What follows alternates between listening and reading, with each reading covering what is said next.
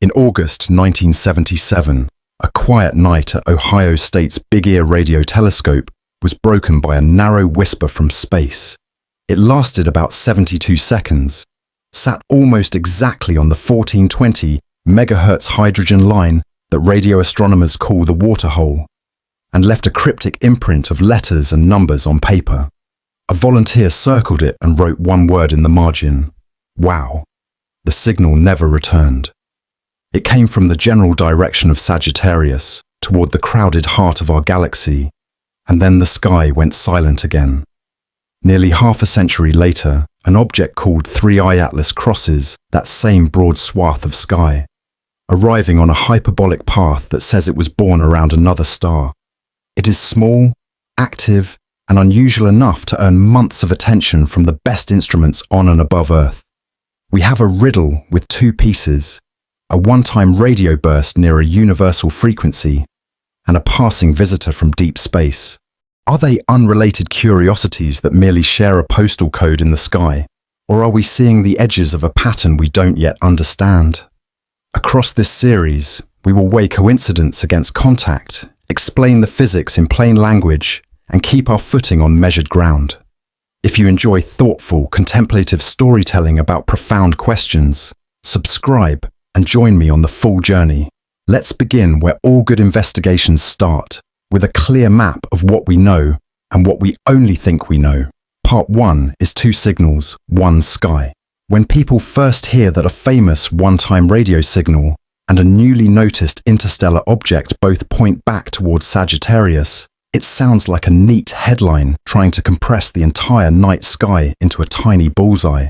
The truth is broader, quieter, and more interesting. Constellations are not small targets. They are outlines we draw on a dome so large that our sense of scale can slip, and with it our intuition about coincidence. Before we decide what it might mean that two mysteries share a celestial return address, we need a clear picture of what directional overlap really tells us, and just as importantly, what it does not. Astronomers describe locations on the sky the same way geographers describe locations on Earth, with two angles that play the roles of longitude and latitude. The sky's version of longitude is called right ascension, and the sky's version of latitude is called declination. Together, they give a precise point on the sphere that encloses us. A constellation is simply a neighborhood drawn on that sphere, like a county on a map. Sagittarius is one of the largest counties, and it sits toward the galactic center, which means it is rich with stars, dust, gas, and the kinds of energetic processes that make radio astronomers pay attention. Saying something comes from Sagittarius is like saying a voice you heard in Manhattan came from Midtown. It narrows the search, but there are still thousands of windows facing the street. The WOW signal, recorded at the Big Ear radio telescope in August 1977, was centered very near a special frequency, close to 1420 megahertz, where neutral hydrogen emits a natural line. We will talk about why that matters in the next parts of this series. What matters here is where in the sky the signal seemed to come from and how that was determined. Big Ear sampled the sky in two adjacent beams as the Earth rotated. The signal appeared in only one beam, and because the telescope could not steer, follow-ups had to wait for the next night. That single beam detection created a positional ambiguity that is still with us today. We can narrow the area, but we cannot point to a single star and say with confidence the signal came from right there. The best reconstructions put the plausible sky patch within a few arc minutes wide, which is tiny compared with the constellation, but still large enough to contain many background sources. Now fold in the second piece of the riddle. The object we call 3I Atlas, discovered on July 1st, 2025, arrived on a path that math classifies as hyperbolic. That word simply means its orbit is not closed around our sun. It came in, the sun's gravity bent its path, and then it will head back out to interstellar space. To an observer on Earth, any moving object has an apparent radiant, the place on the celestial sphere from which its motion seems to originate, the way raindrops appear to streak from a point when you drive through a storm. For 3I Atlas, the The radiant lies in the broad territory of Sagittarius. That is the directional overlap. Not a dot-to-dot alignment, not a single star, but the same stitched region on the dome. Because this is a story designed to be understood in a living room as much as in a classroom, it helps to build a picture using the sky you already know. If you hold your fist at arm's length, it covers about 10 degrees of sky.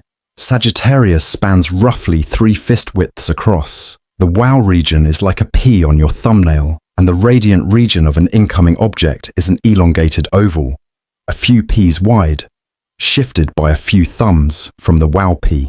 If you imagine taping a large paper cutout of Sagittarius to your ceiling and then sticking 2 small stickers on it a few inches apart, that is a fair mental model for the geometry being described.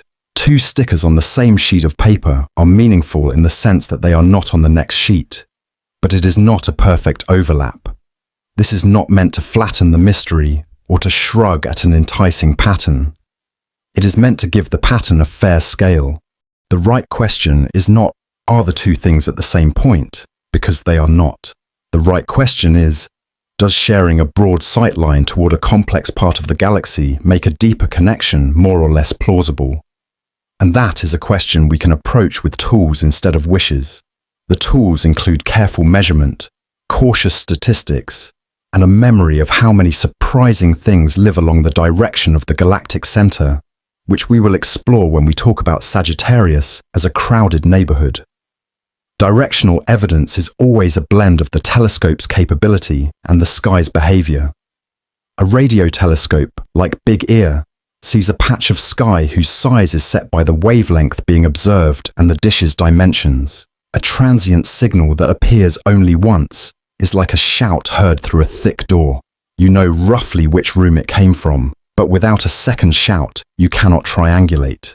For a moving object, the radiant you infer depends on how accurately you can measure its path, frame by frame as it comes in, and every measurement has an error bar.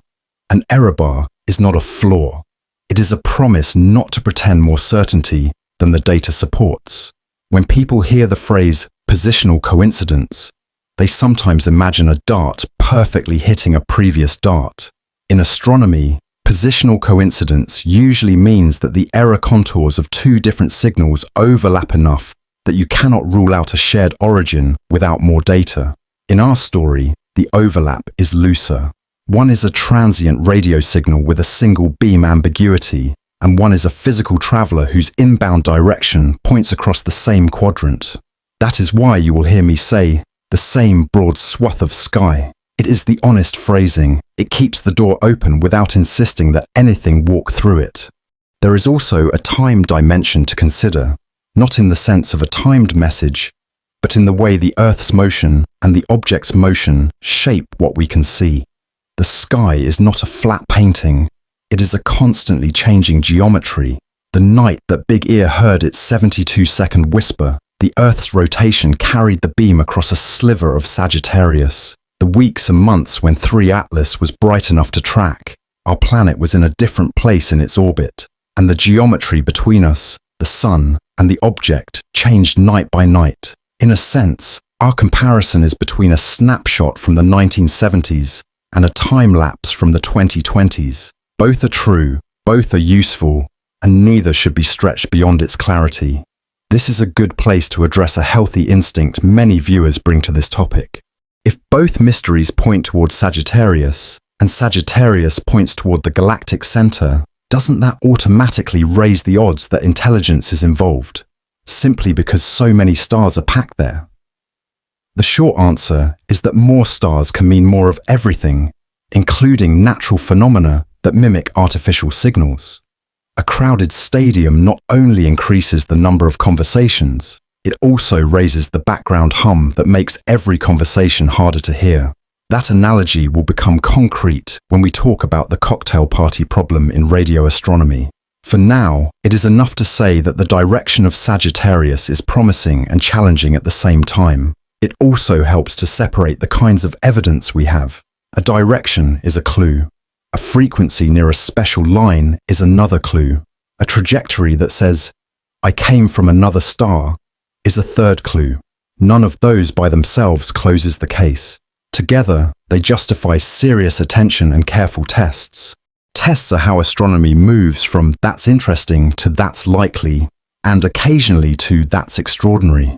In the parts that follow, we will map out the tests that make sense for radio signals, for moving objects, and for the connections some hope to see between them. Let's pause to define two simple terms that will recur. When I say measured fact, I mean a quantity or event recorded by instruments and reported with uncertainty, like the 72-second duration of the WOW signal or the date when 3i Atlas was first imaged. When I say inference, I mean a conclusion drawn from those facts that carries assumptions, like the idea that a signal near the hydrogen line might be purposely chosen, or the idea that an unusual chemical ratio in a comet tells us about the kind of star it formed around.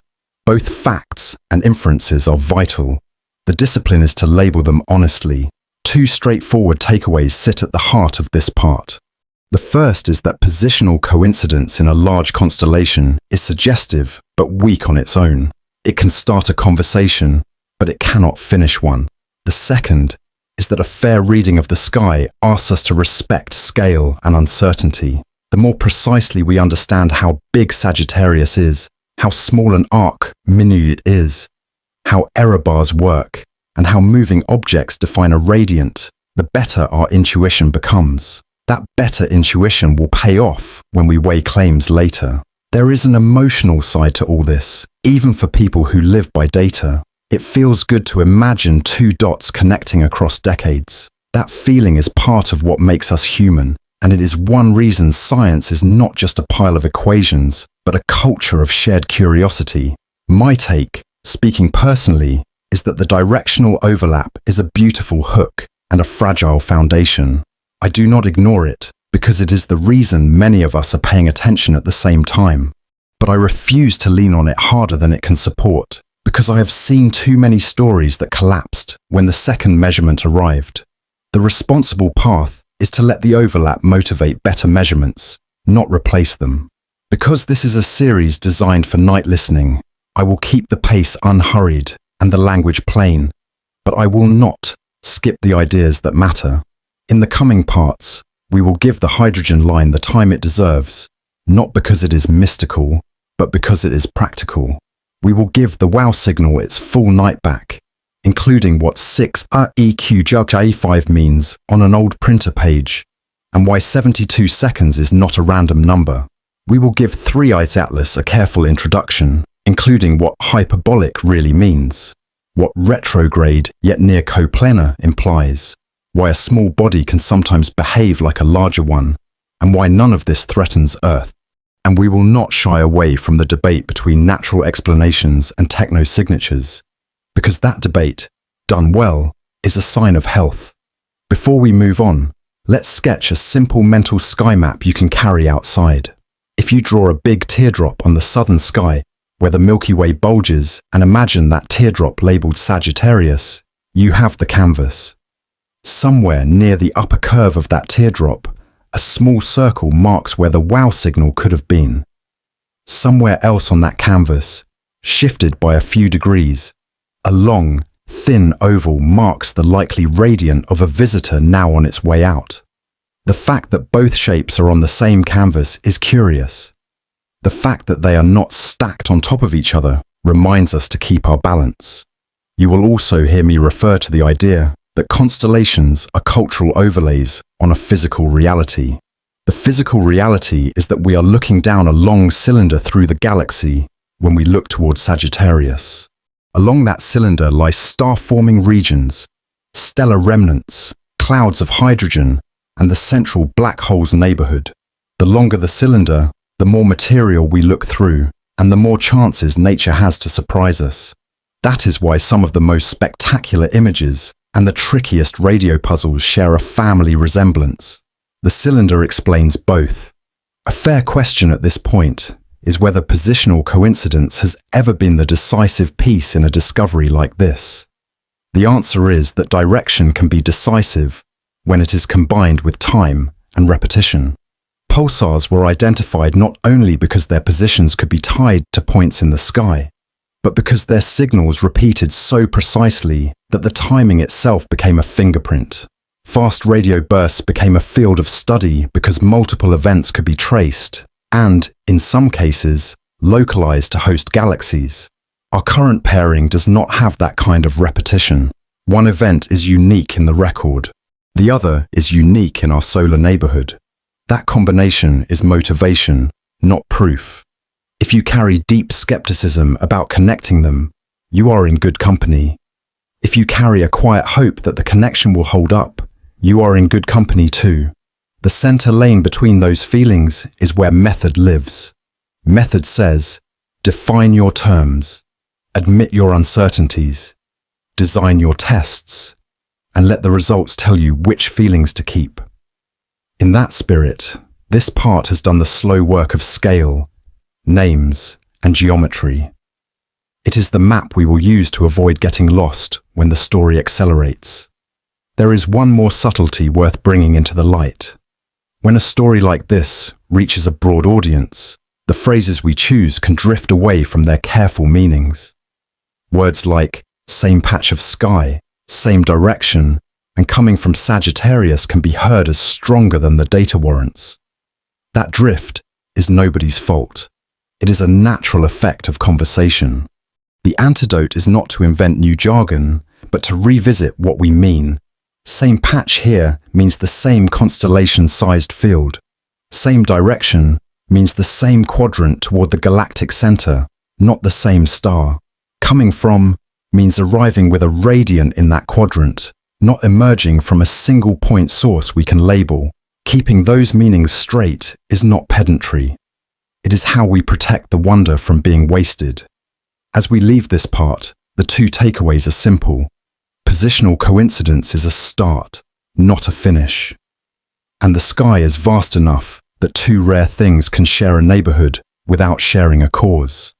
The value of this overlap is that it gives us a reason to do the careful work that might, if we are fortunate, reveal a link later, or, just as valuable, show us that the link is only in our storytelling. Either outcome adds to our understanding if we are honest about the path we took. In the next part, we focus the beam on a single night. We return to the paper, the letters 6 EQUJ5, the 72 seconds that mattered, and the practical limits of a telescope that could not chase what it heard. Knowing what happened at Big Ear, with all its strengths and constraints, will let us judge later claims with clear eyes. Part 2 is the night of the wow. On a warm August night in 1977, the Big Ear radio telescope outside Columbus, Ohio, was doing the quiet work that defined its life. It did not swivel to chase targets. It did not snap to attention when something surprising crossed the sky. Big Ear was a patient listener, built from two huge flat reflectors and a receiving structure that sat still while the Earth turned beneath the stars. Each night, the planet's rotation swept two adjacent, slightly overlapping beams across a strip of sky, and whatever happened to pass through those beams was recorded, one number at a time, by a small computer that printed its results on paper. In that unglamorous routine, the most famous 60-odd seconds in radio astronomy arrived without fanfare. A narrow signal rose above the noise for about 72 seconds, close to the natural radio frequency of hydrogen, near 1420 megahertz, and then faded away. Days later, a volunteer named Jerry Aman circled the peak on the printout and wrote a single word in the margin. Wow! The instrument that heard it was distinctive enough that its geometry shaped the event. Big Ear used a drift scan design. Imagine holding a flashlight steady while a conveyor belt of objects slides past it. The telescope's two side-by-side beams were like the flashlight's twin spots. As the sky drifted through, a point source would brighten as it entered a beam, reach a maximum as it crossed the center, and then fade as it left. Because the beams were offset, a true astronomical source should pass through one beam and then, a few minutes later, through the second. That detail matters because the wow signal was seen in only one beam, the pattern in time, rising and falling over a fixed window that matched the beam's width on the sky. was exactly what a celestial source should produce. The absence of a companion detection in the second beam created a positional ambiguity that has never been resolved. To make sense of the cryptic string of characters 6EQUJ5, it helps to understand how the data system translated radio strength into letters and numbers.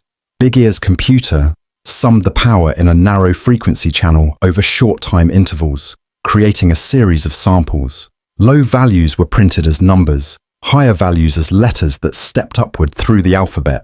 As the signal grew stronger above the average noise, the sequence is basically a compact graph of intensity over time. A 6 means a modest rise, E is higher, Q is higher still, U is near the top of the scale, J stepping down, and 5 is near the baseline. Read across the page. 6EQUJ5 is the shape of a source sliding through the center of the beam and out the other side. It is not a code word or an encrypted message. It is a thermometer that climbed and fell in the span set by the telescope's optics and the sky's motion. Why the window lasted about 72 seconds is also grounded in hardware and geometry rather than in poetry. Beam width at a particular radio frequency depends on the size of the collecting surface, and the sky drifts past at a fixed angular speed as the Earth spins. Put those together and you get a transit time. For Big Ear at 1420 MHz, a point source took roughly 1.25 minutes to cross the beam. If the signal had been much shorter or much longer than that, it would have hinted at local interference or an extended source. The fact that it fit the expected beam pattern is one of the reasons the team treated it seriously from the start. Good signals look like the telescope's beam. Spurious ones often do not. The printout preserved more than just a shape. It preserved a frequency.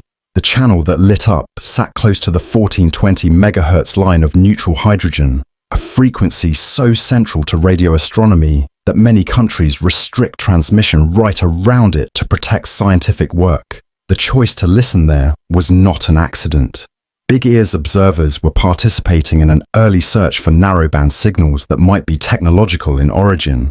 The hydrogen line sits in a relatively quiet region of the radio spectrum, and it is tied to the simplest and most abundant element in the cosmos, making it an obvious place to check if anyone wanted to be found. We will explore that logic in depth in the next part. For the night of the WOW signal, the relevant fact is simple. The frequency was where it needed to be to raise eyebrows. Because Big Ear could not steer, the team had to wait for the sky to bring the same patch back into view the next night. They listened. Nothing. They listened again, and on many nights after that, using the same setup on the same band. Nothing. Other observatories joined the effort over the years, some with larger dishes and finer frequency resolution. No source repeated with the same strength and characteristics from the same small area. If you have ever tried to verify a surprising photo by going back to the same overlook, only to find the light has changed, you know the feeling. In astronomy, the stakes are higher. Repetition is not just comforting. It is how we build confidence that a detection was not a statistical fluke, a glitch, or a one-off natural event we do not yet understand. The single beam detection is often presented as a flaw. In truth, it is a measured property with two consequences. First, it defines the positional uncertainty. The Big Ear team could trace two possible tracks in the sky corresponding to the two beams, and the timing of the detection, then narrow the field using the telescope's response shape to estimate where along those tracks the source likely was. The result is a region measured in arc minutes, small compared to a constellation, but large compared to a star. Second, it undermined one of the easiest ways to prove the signal was astronomical. Had the source crossed both beams with the expected delay, local interference would have been much harder to argue. Because we saw only one pass, we have to hold both possibilities open longer than we would like. Radio astronomers use several quick tests to separate the sky from the ground. One is frequency drift. Signals from the sky are almost always Doppler shifted by the relative motion of the source and the Earth, which makes a narrow spike slide slightly across channels over time. The instrumentation at Big Ear did not record a continuous drifting tone with enough resolution to compute a precise drift rate, but the event was narrow within the observed channel and did not look like a typical piece of local chatter bleeding into the band. Another test is polarization, the orientation of the electric field. Artificial transmitters can show distinctive polarization signatures. Natural sources can as well. Big Ear's records did not capture enough polarization detail for a verdict. A third test is simultaneity. If a signal is truly in the sky and bright, two widely separated antennas can sometimes detect it at the same time. The WOW signal was found in a retrospective review, not in a live multi-station watch, so we cannot apply that check. These limits do not erase the event. They determine how far we can go with the evidence we have. What about strength? The 6EQUJ5 string tells us the signal rose far above the background for that instrument and that channel. Various reconstructions using Big Ear's calibration suggest a peak that was many times the noise power, strong enough that it would not have been missed by a careful algorithm. Later reanalyses have argued for very large peak flux densities compared to familiar cosmic sources at that frequency. The exact number is less important than the qualitative point. This was not a marginal bump. It was a shout against a quiet background within a protected band. That combination is rare enough that nearly 50 years later, people still debate it. When experienced observers respect an anomaly for that long, it is usually because the raw ingredients were good. If the signal was so clean in shape and compelling in frequency, why did it not reappear?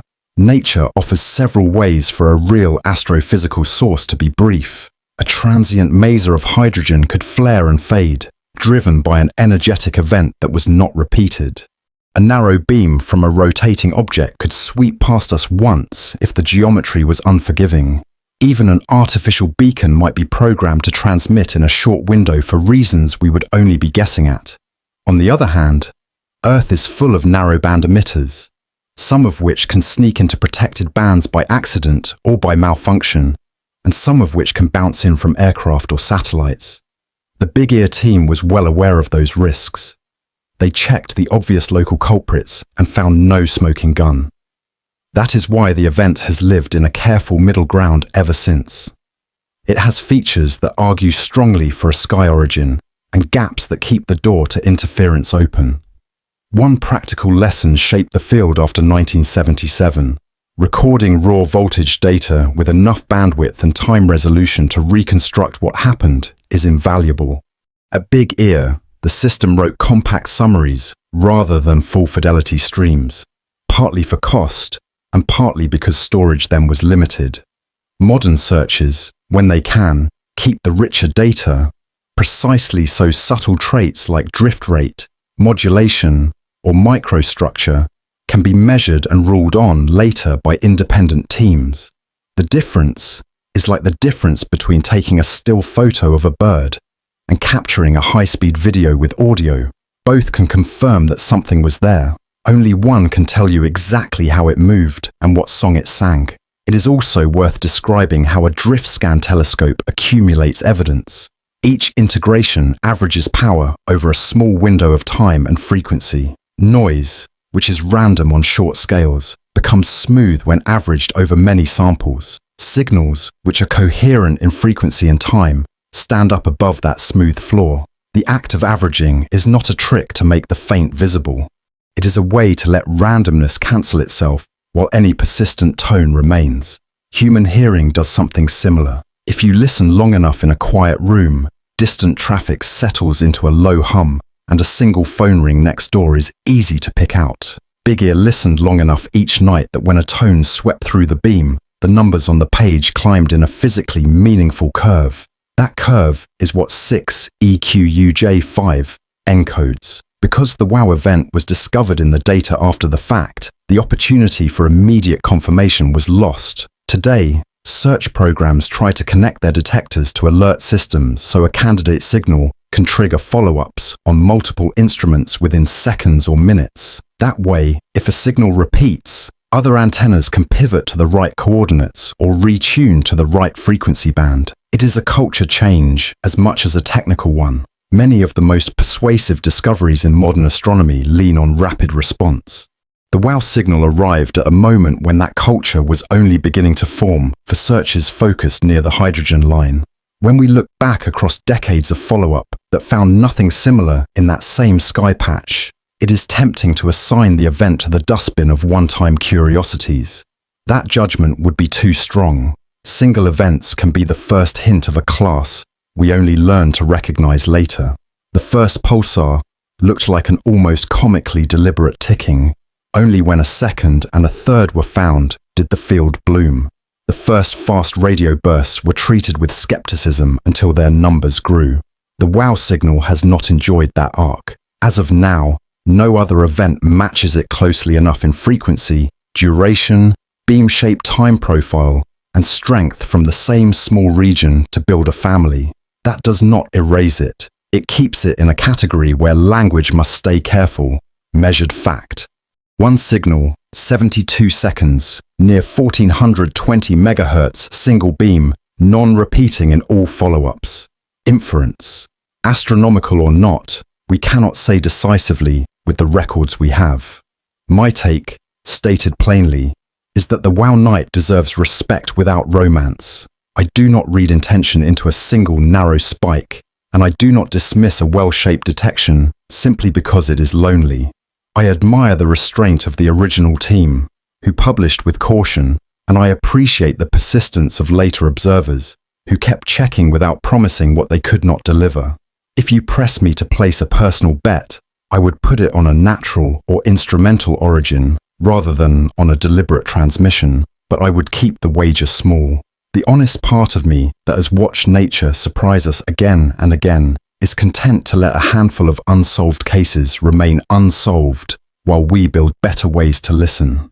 There is a final practical note about the night that can sharpen intuition. The hydrogen line is not a single razor-thin thread in practice. Real receivers sample small slices of frequency around it, and real spectral lines can be nudged by motion. The WOW event's proximity to that line is meaningful because the band is protected and traditionally interesting to SETI work. It is not proof of selection. A receiver that stares near a highway exit will see a lot of cars near the exit. What matters for claims of intention is not just being near the exit, but arriving with characteristics that rule out traffic. The WOW signal had some of those characteristics. It lacked others we would want today, like a precisely measured Doppler drift or a repeatable pattern that might carry information. That balance is why it keeps scholars and enthusiasts on both sides of the fence, talking to each other rather than past each other, which is a healthy outcome. In the years after the printout was circled, the WOW story became a touchstone for discussing how to treat rare events. Some argued for expanding the frequency search around hydrogen to include other natural signposts so we would not be caught looking in one place. Some argued for more all-sky monitoring so that no single dishes beam would be the only witness. Those changes happened, slowly and then all at once, as computing, storage, and funding improved. The point here is not to write a victory lap for technology, but to underline a simple truth. The night of the WOW signal helped shape the rules that now govern how we listen. When the next narrow tone crosses our path, we will likely be better at catching it in the act. Before we move on, it is helpful to speak to a subtle worry that viewers sometimes voice. If the WOW signal were truly artificial, would it not have been designed to be obviously so? Perhaps, perhaps not. We do not know the goals, limits, or aesthetics of any hypothetical transmitter. A possibility is that the most universal choice for a calling card is not a complex pattern, but a clean, narrow tone parked near a frequency we could not fail to notice once we learned radio astronomy. Another possibility is that the event was not artificial at all, but a natural process that for a moment produced exactly the kind of tone our equipment was designed to flag. Without repetition, the two possibilities remain intertwined. The only honest posture is to mark where we stand, explain why, and keep our eyes and instruments open. The wow signal's fame has at times outpaced its data, and that is understandable. A single word in red ink can do that. Fame, however, is not a unit in science.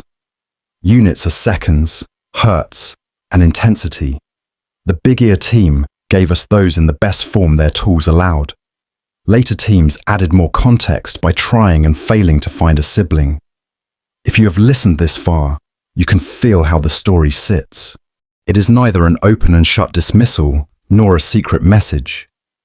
It is an invitation to do the next ordinary thing well. Define the frequency that makes sense.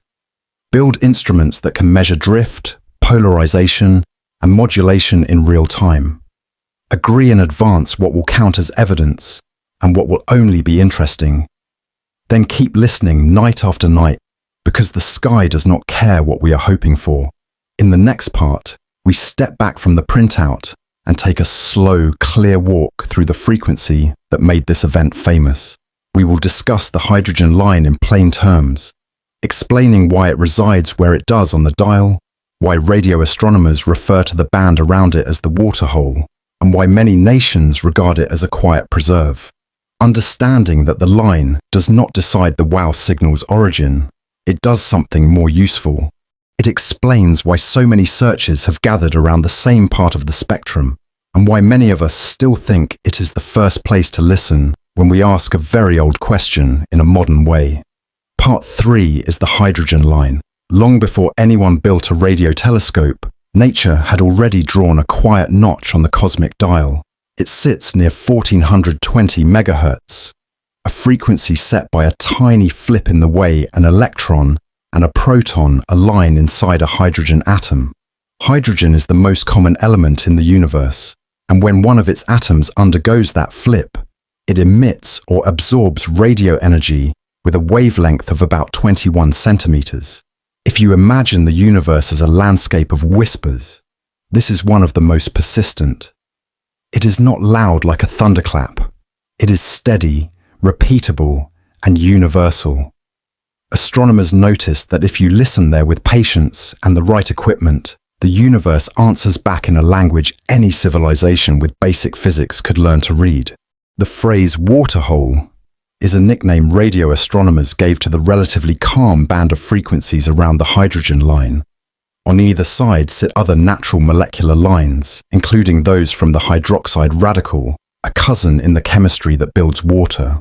The nickname works for two reasons that are easy to hold in mind. First, it is a quiet zone, because many countries protect it from everyday transmissions, much like a national park protects a rare habitat from traffic noise. Second, it carries symbolism you do not need a textbook to grasp. If beings anywhere wanted to find a frequency most others would eventually learn to monitor, this patch would be a natural meeting place. The practical advantages of this band go beyond poetry. Radio waves near 21 centimeters travel through the thin gas and dust between stars with less trouble than shorter wavelengths do. That interstellar medium can scatter and absorb signals at some frequencies, the way fog dims headlights, but the hydrogen line sits in a window that lets a narrow tone cross thousands of light years with modest distortion. The line's narrowness also helps. A narrow-band signal is like a single flute note in a stadium. If it is well chosen, you can pick it out even when the crowd is roaring, especially if you know exactly which note to expect, and your instrument is tuned to that pitch. To understand why the line exists at all, we can step into the atom for a moment without getting lost. Picture a tiny compass needle for the proton and a tiny compass needle for the electron.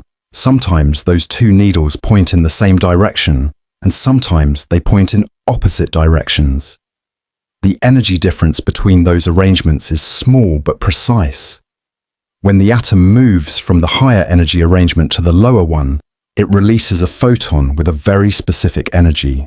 That energy corresponds to a frequency, and the frequency sets the place on the dial. The important part for our purposes is that physics is written into nature itself. No committee chose 1420 megahertz. It is there whether anyone listens or not. Because the line is universal, it becomes a yardstick for motion. When a cloud of hydrogen is moving toward us or away from us, the line's frequency shifts slightly because of the Doppler effect. Under a telescope, that shift turns into a measurement of speed. Across the Milky Way, radio astronomers have used these shifts to map the spiral arms of our galaxy and to trace how gas flows around the center. The same principle applies on smaller scales. If a radio receiver could record a continuous, narrow tone from the sky with enough precision, it could measure the tone's drift as the Earth spins and orbits. That drift is not decoration. It is a fingerprint that helps separate an earthly transmitter from a distant one.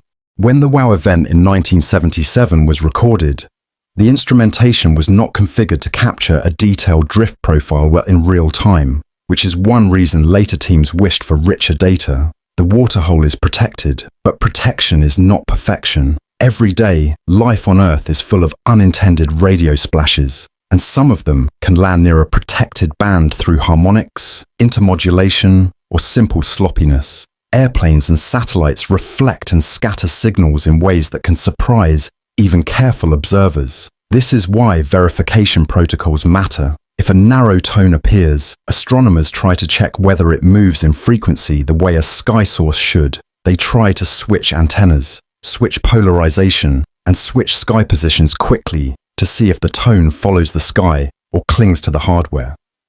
They try to ask another observatory far away to confirm. The goal is not to assume bad faith from any transmitter on Earth. It is to recognize that the world is complicated and to build procedures that keep our conclusions honest. Many viewers ask why. If the hydrogen line is so logical, we should not put all our listening there and nowhere else. The answer is that logic comes in layers. The hydrogen line is a fine place to look, but it is not the only place a deliberate signal might show up. Some scientists argue for scanning broader bands because a transmitter might choose to avoid the obvious spots on purpose, or might operate under constraints we do not yet imagine. Others point to particular frequencies tied to mathematical constants or to other molecules with universal significance. What matters for this series is not adjudicating the best frequency strategy. It is appreciated why the hydrogen line earned its reputation as the sensible first place to listen, and why a one-time signal heard there made thoughtful people lean forward.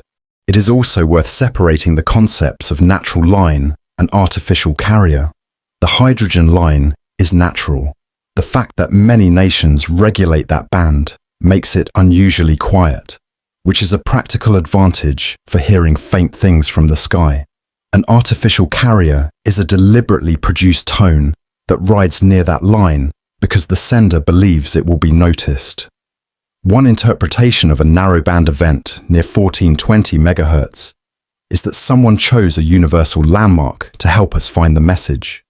Another interpretation is that a natural process, such as a transient maser in hydrogen, briefly produced a narrow spike in that neighborhood. Both interpretations take advantage of a natural anchor. It is our job to collect the kind of detail that distinguishes them. Because this is a sleep-friendly exploration for a general audience, it helps to demystify the word maser. A maser is like a laser that operates in the microwave and radio parts of the spectrum. In space, under the right conditions, clouds of gas can amplify a particular line, making it bright and narrow. Astrophysical masers occur in star-forming regions, around dying stars, and in other energetic places. Hydrogen masers are less commonly seen than some other types, but the physics does not forbid them. If a one-off hydrogen maser happened to light up along our line of sight for a short time, it could, in principle, mimic the look of a narrowband artificial tone. That possibility is part of the reason many researchers frame the 1977 event in terms of natural and artificial hypotheses that are both plausible until more data breaks the tie. Another useful micro-lesson hiding in this topic is how radio telescopes integrate signals. A receiver collects radio energy and converts it to voltages. The system samples those voltages in time and divides the data into many narrow frequency channels. In each channel, the power is averaged over some interval, often just a fraction of a second. Random noise averages toward a stable baseline. A steady tone raises the average in its channel. With enough integration, even a very faint tone emerges above the noise. This is why patience is a fundamental tool in radio astronomy. It is also why protected bands help. If your baseline is not being bumped constantly by human transmissions, the long average converges cleanly and your odds of noticing a whisper from far away improve. The waterhole also benefits from a cultural decision. Radio astronomers and spectrum managers agreed, over decades, to treat certain bands as quiet preserves. The analogy to national parks is useful again. In a park, you cannot build whatever you want wherever you want, because the point of the park is to keep something fragile intact. In a protected band, transmitters are limited so that scientists can measure faint natural phenomena without being swamped. The hydrogen line is near the center of that approach. The result is not a pristine wilderness. It is a quiet trail through a busy planet. The fact that the WOW event happened near that trail matters because it reduces the chance that a local talker stepped on the frequency by accident. Reduced chance is not zero, and science does not treat it as zero. Because hydrogen is everywhere, the line does more than support searches for deliberate signals. It lets astronomers map the structure of the Milky Way. It lets them trace the rotation of gas around the galactic center. It helps measure how much matter lies in various directions.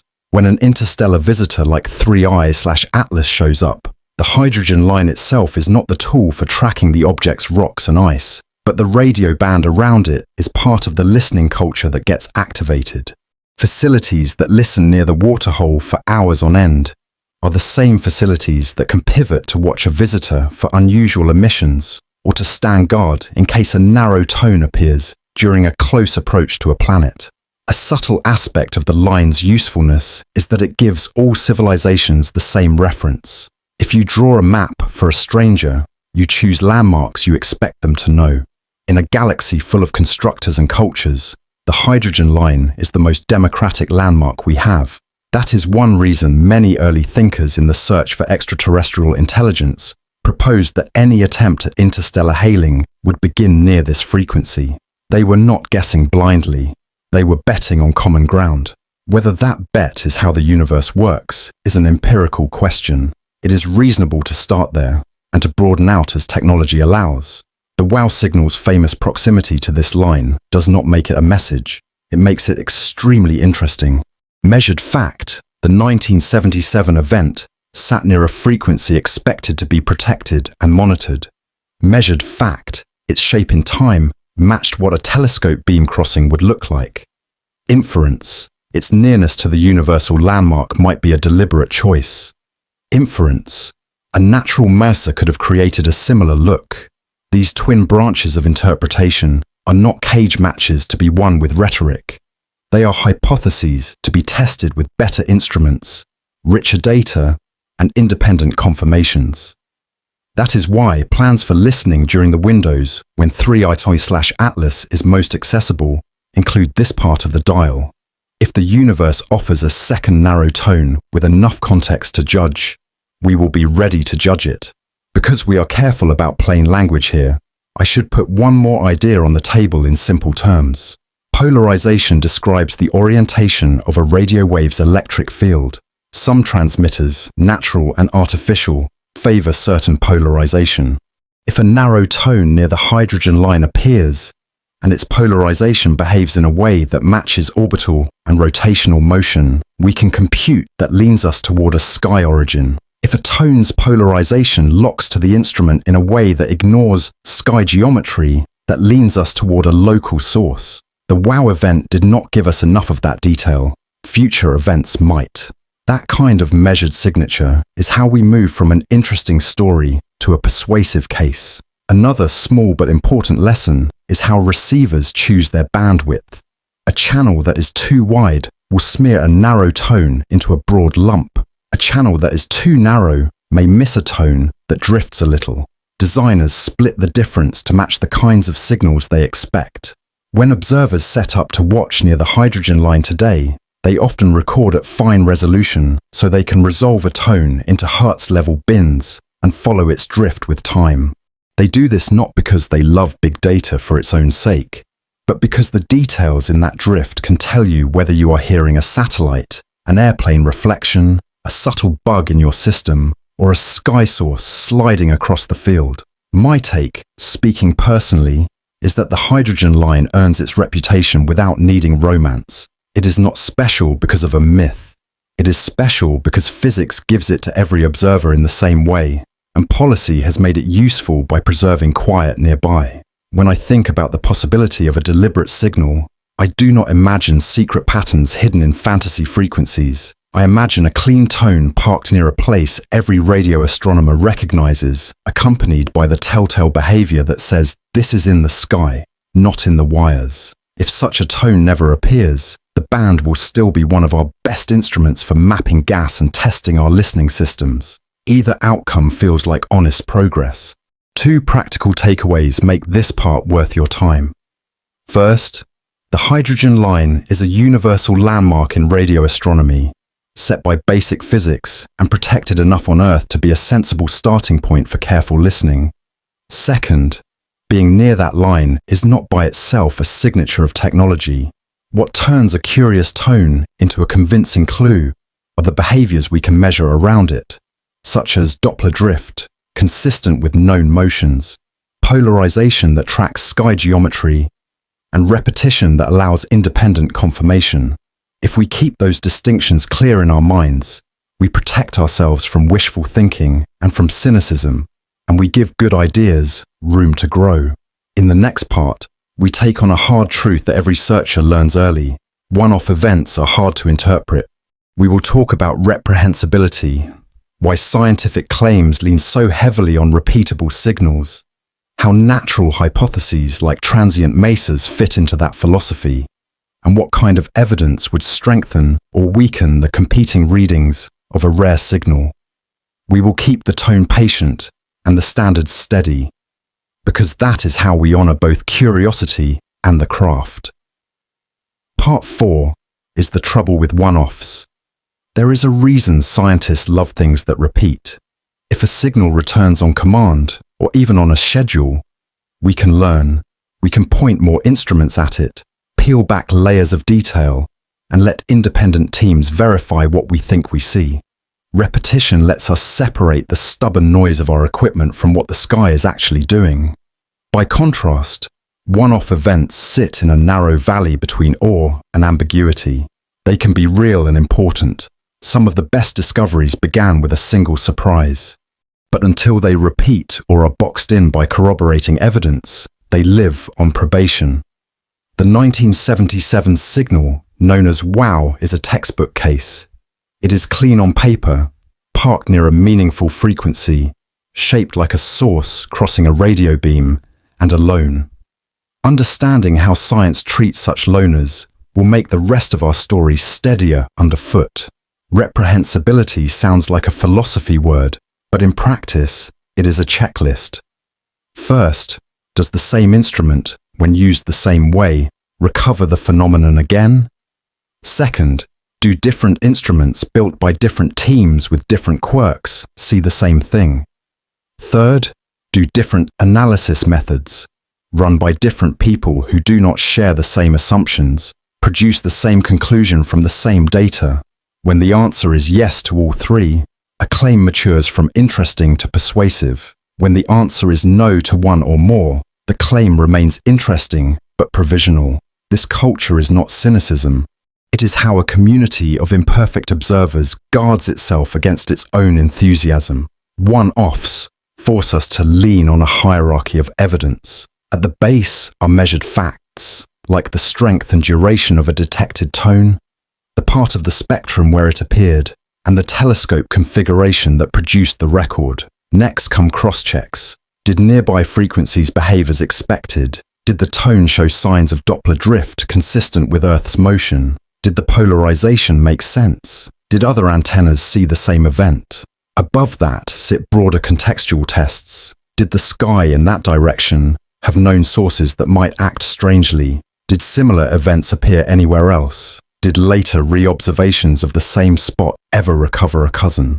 The WOW night scored well on the base tier and less well on the tiers above. mostly because the observing system and the follow-up network could not extract the richer signatures we would demand today. There is a practical reason reprehensibility is so important in radio astronomy. The world is noisy in ways that can be deceptive. A satellite you didn't know was up can chirp in an unexpected band. A terrestrial transmitter can reflect off an airplane or a weather front and sneak into your receiver at a frequency you meant to protect. A small imperfection in your instrument can create a narrow tone that only appears when the wind blows a cable a certain way. Each of these has fooled careful observers. The antidote is time, diversity of instruments, and protocols designed to exercise the weaknesses of your setup. We do not simply hope to be right, we arrange to be wrong in ways that reveal themselves quickly. When astronomers talk about the natural Mars hypothesis as one way to understand a one-off near the hydrogen line, they are not inventing a loophole to avoid an exciting conclusion. They are drawing on a library of astrophysical amplifiers that can, under the right conditions, produce narrow, bright lines. In space, molecules in a cloud can be pumped energized by radiation from nearby stars or shocks. If a particular energy level becomes overpopulated compared to a lower level, the cloud can amplify radiation at a specific frequency, producing a massa. In water, hydroxide, methanol, and other molecules, such as astrophysical masers, are common. Hydrogen masers are less commonly observed, but the physics does not forbid them. A rare geometric or energetic configuration could, in principle, light up the 21 centimeter line briefly. If such a transient occurred in 1977 and then faded, a one-time detection would be exactly what you would expect. This is where a sober mind helps. You can always invent a natural scenario to explain a lonely signal. You can always invent an artificial one too. The standard should not be, is it imaginable, but is it constrained, testable, and consistent with what else we know? A hydrogen maser explanation can be made specific. What environment would produce I? Would it be accompanied by emission at nearby frequencies or at other wavelengths? Could archival data from X-ray or gamma-ray monitors around the same date support or contradict the scenario? Likewise, an artificial explanation should be held to standards. If it were a deliberate beacon, why did it not repeat? If it were a one-time ping, is there any signature within the event microstructure? Polarization? A precise drift that would favor control over chance? One-offs are not immune to good questions. They are where good questions matter most. Because repetition is hard to demand from the past, scientists often look for cousins in the present. This is how fast radio bursts stepped out of the fog. A handful of one-off millisecond spikes were ignored or filed away as curiosities until more were found. Then a repeater, then many, and now a taxonomy. The field built follow-up machinery and verification rules so that a new FRB candidate could be traced quickly, localized to a host galaxy, and studied across wavelengths. Notice the pattern. A solitary event became a class when technology and coordination improved.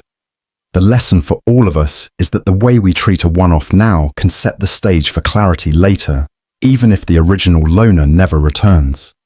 There is also a lesson about honesty in failure. Many follow-up campaigns on the WOW coordinates, some using very capable antennas, heard nothing like the original. That silence is information. It tells us that if a source in that patch produced a narrow hydrogen line signal at the 1977 strength, it did so rarely. That conclusion holds whether the origin was natural or artificial. The absence of repeats also weakens a particular family of interpretations.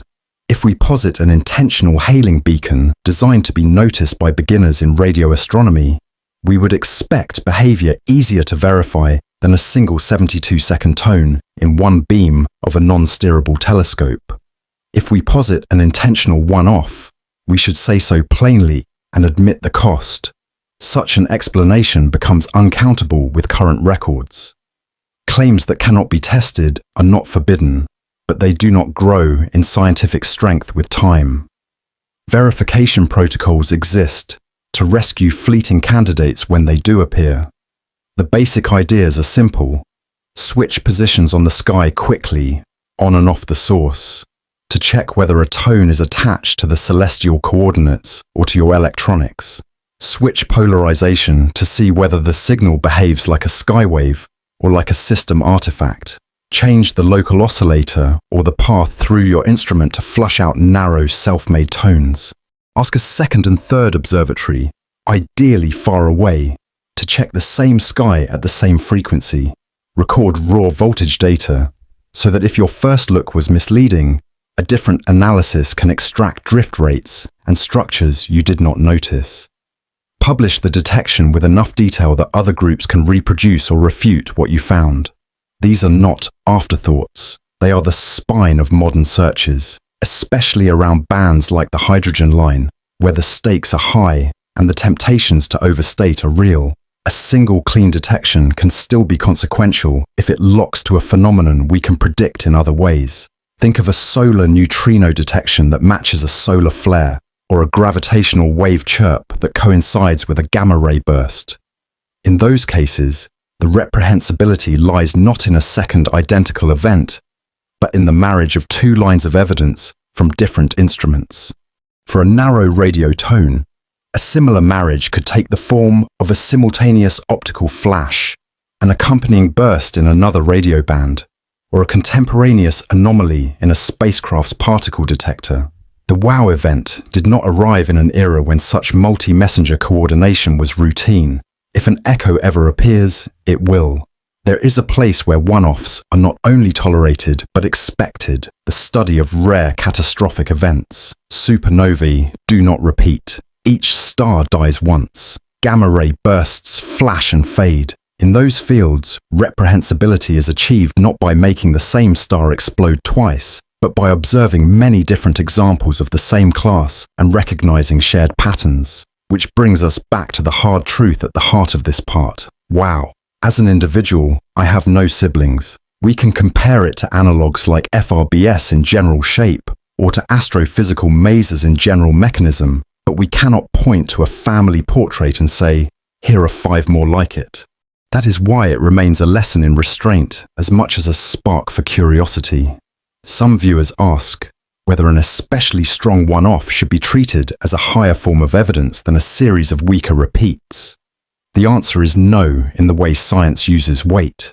Strong is good, but unrepeatable strong is less valuable than repeatable modest, when the question is this real and what is it? Consider medicine. A single patient's dramatic recovery after an untested therapy is encouraging, but a controlled trial with many patients and consistent outcomes changes practice. A powerful voice on a quiet night can turn heads.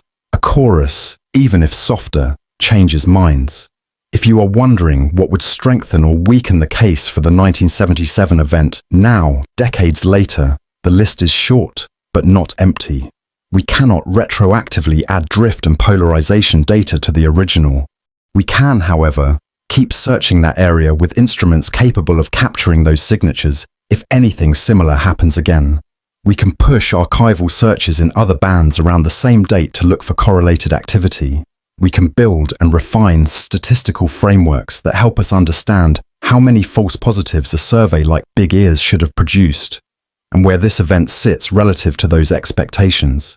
And we can test the cultural part of this, training ourselves to distinguish between interesting narratives and firm claims, so that when a future candidate appears, we do not burden it with expectations it cannot meet. A useful educational detour here is the role of small n statistics. When you have only one example, your ability to infer population properties collapses. You cannot reliably estimate the rate of events, their typical strengths, or their diversity. Any inference about what these things are like becomes a description of a sample size of one, which is another way to say it is not a description at all. Humans are not good at feeling this. We like to generalize, so we build habits and tools to force ourselves to respect the limits of our sample. Good papers on the WOW event tend to use tentative language for exactly this reason. They describe what was recorded, and they compare it to classes of phenomena without pretending it is a class. One-offs also teach a civic lesson about scientific discourse. The goal is not to win a debate on television, but to converge on the truth over time. That means tolerating ambiguity, allowing different teams to advance rival hypotheses, and insisting that each hypothesis point to concrete tests that could contradict it. A natural maser explanation that cannot be contradicted by any observation is as weak as an artificial beacon explanation that cannot be contradicted by any observation. The right question to ask of each is, what would you accept as evidence that you are wrong? A hypothesis that answers well earns attention. One that cannot answer it does not. My take is that one-offs, including the famous one in our story, are best treated as seeds rather than trophies. If they germinate into a program of observation and a culture of verification that catches the next surprise in the act, they have done their job, even if they never flower into certainty themselves. I do not need the 1977 event to be artificial to value it. I need it to keep us honest, to remind us that good-looking data can still be ambiguous, and to push us to build the systems that will not miss the next chance to turn a loner into a family. 2 practical takeaways should travel with you from this part. First, reprehensibility is not a philosophical nicety. It is the mechanism by which claims harden into knowledge. When a signal repeats, or when independent confirmations add detail, interpretation becomes less a matter of taste and more a matter of measurement.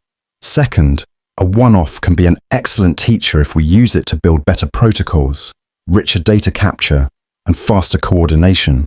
The wow signal helped the field in exactly that way.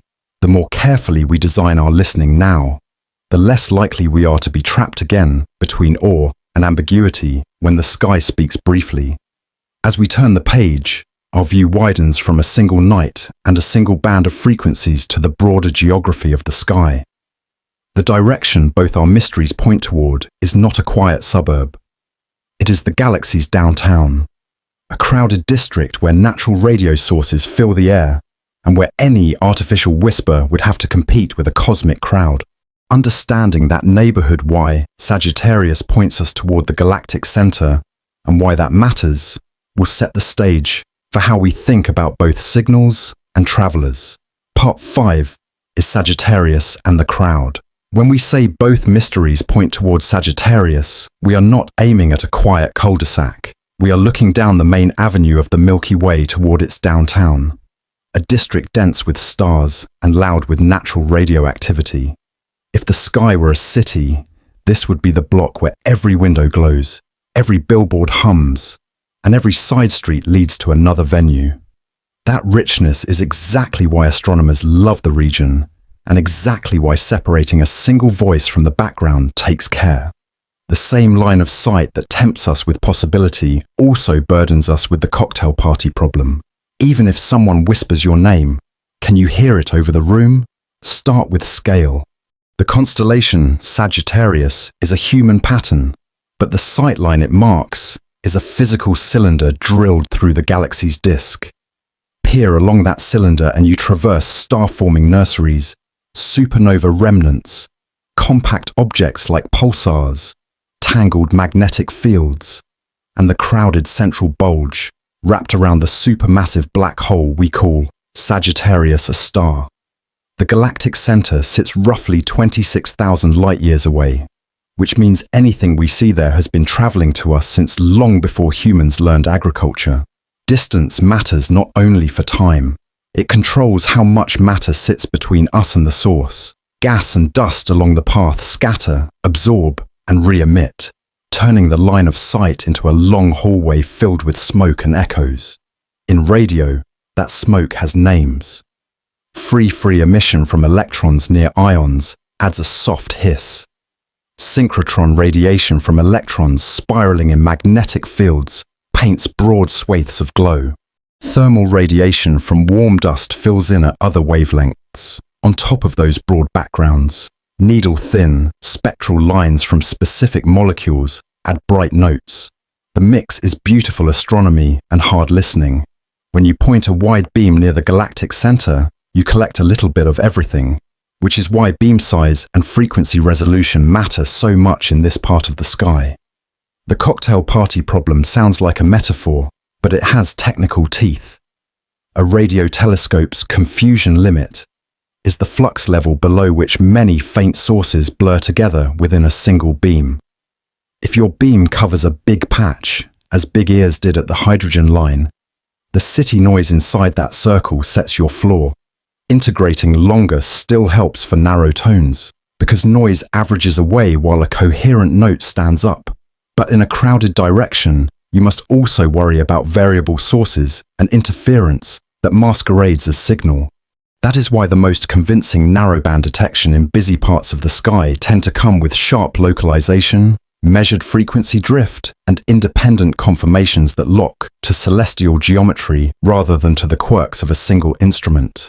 Because Sagittarius sits toward the galactic center, it also hosts natural mazes in abundance. Water, hydroxide, methanol, and other molecules amplify microwaves under the right conditions around newborn and dying stars. These mesas are genuine cosmic lasers in slow motion. They are narrow, bright, and often variable. In most cases, they appear at well-known molecular lines distinct from hydrogen's 21 centimeter transition, but their mere presence in the neighborhood is a reminder that nature has many ways to produce sharp, spectral spikes. If you are designing a search for deliberately produced tones, you plan around that reality. You choose channel widths that resolve fine structure. You track polarization.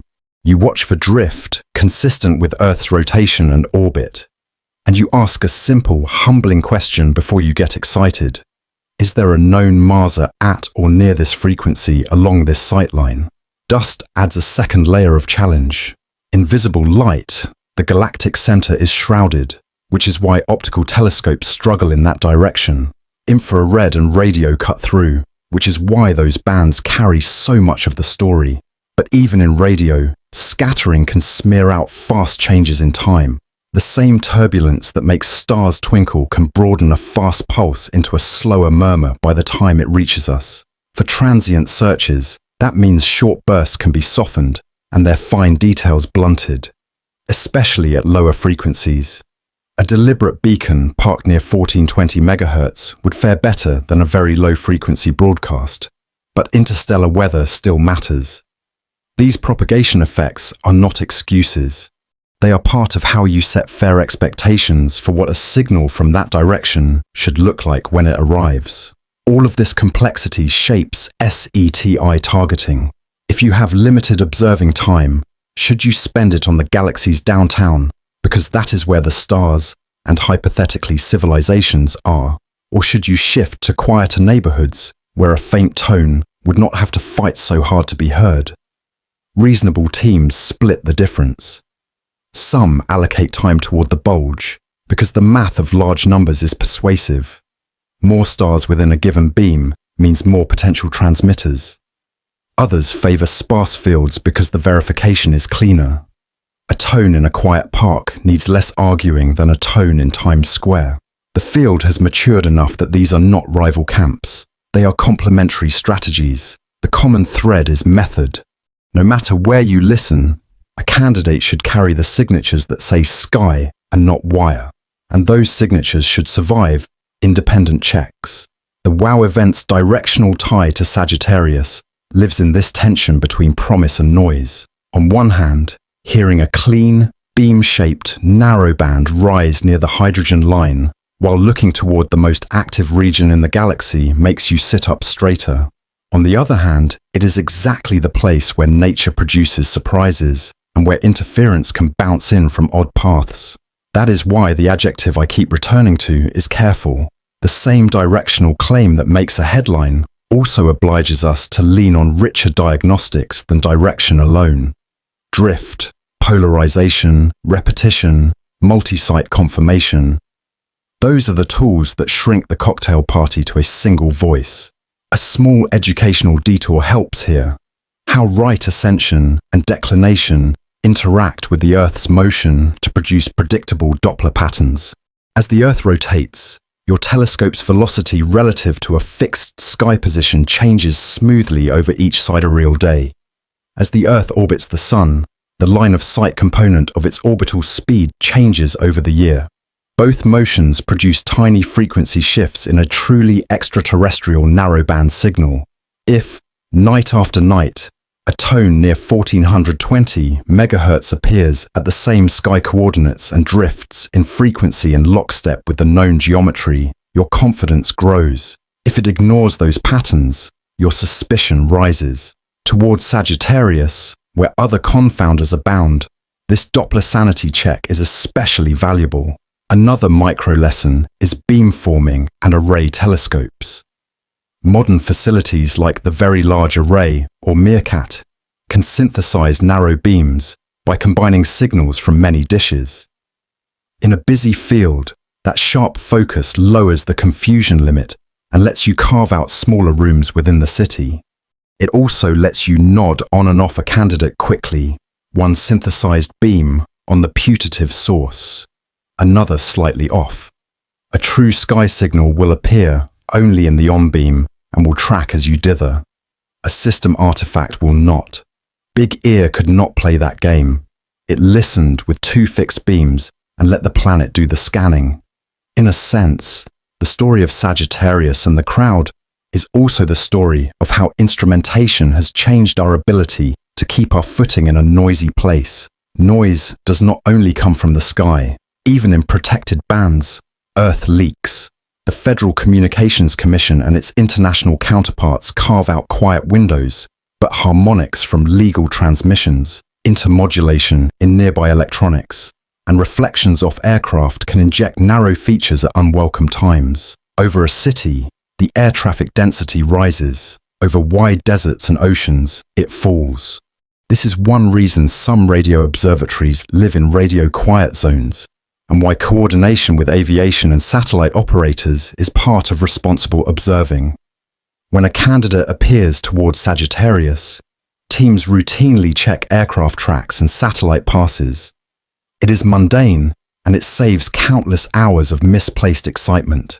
Listeners also need to remember that Sagittarius as a label spans many star fields. The WOW event's possible positions occupy a tiny patch measured in arc minutes within that expanse.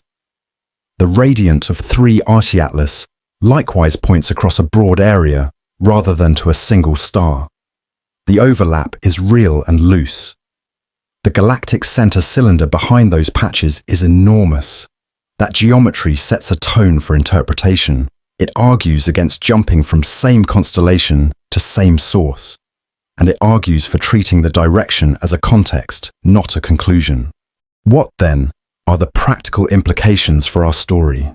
First, when we weigh claims about narrowband signals in this quadrant, we should expect to see the extra diagnostics, drift, consistent with known motions, polarization that rotates as expected with a sky source, and independent confirmations that rule out local mischief. Second, when we evaluate the inbound direction of an interstellar object, we should resist reading intent came from Sagittarius. It is a plausible approach vector simply because so much of the galaxy lies that way. A visitor's chemistry, activity, and dynamical behavior will tell us more about its nature than its sky address. Because our series is also about education, it is worth one more gentle module. Scattering timescales and bandwidth. In a turbulent medium like the inner galaxy, small-scale density fluctuations in the ionized gas scatter radio waves, stretching a brief pulse into a longer tail and broadening a line slightly. The effect is stronger at lower frequencies and along longer, denser sightlines, which is why pulsar hunters toward the galactic center often work at higher radio frequencies, where scattering hurts less.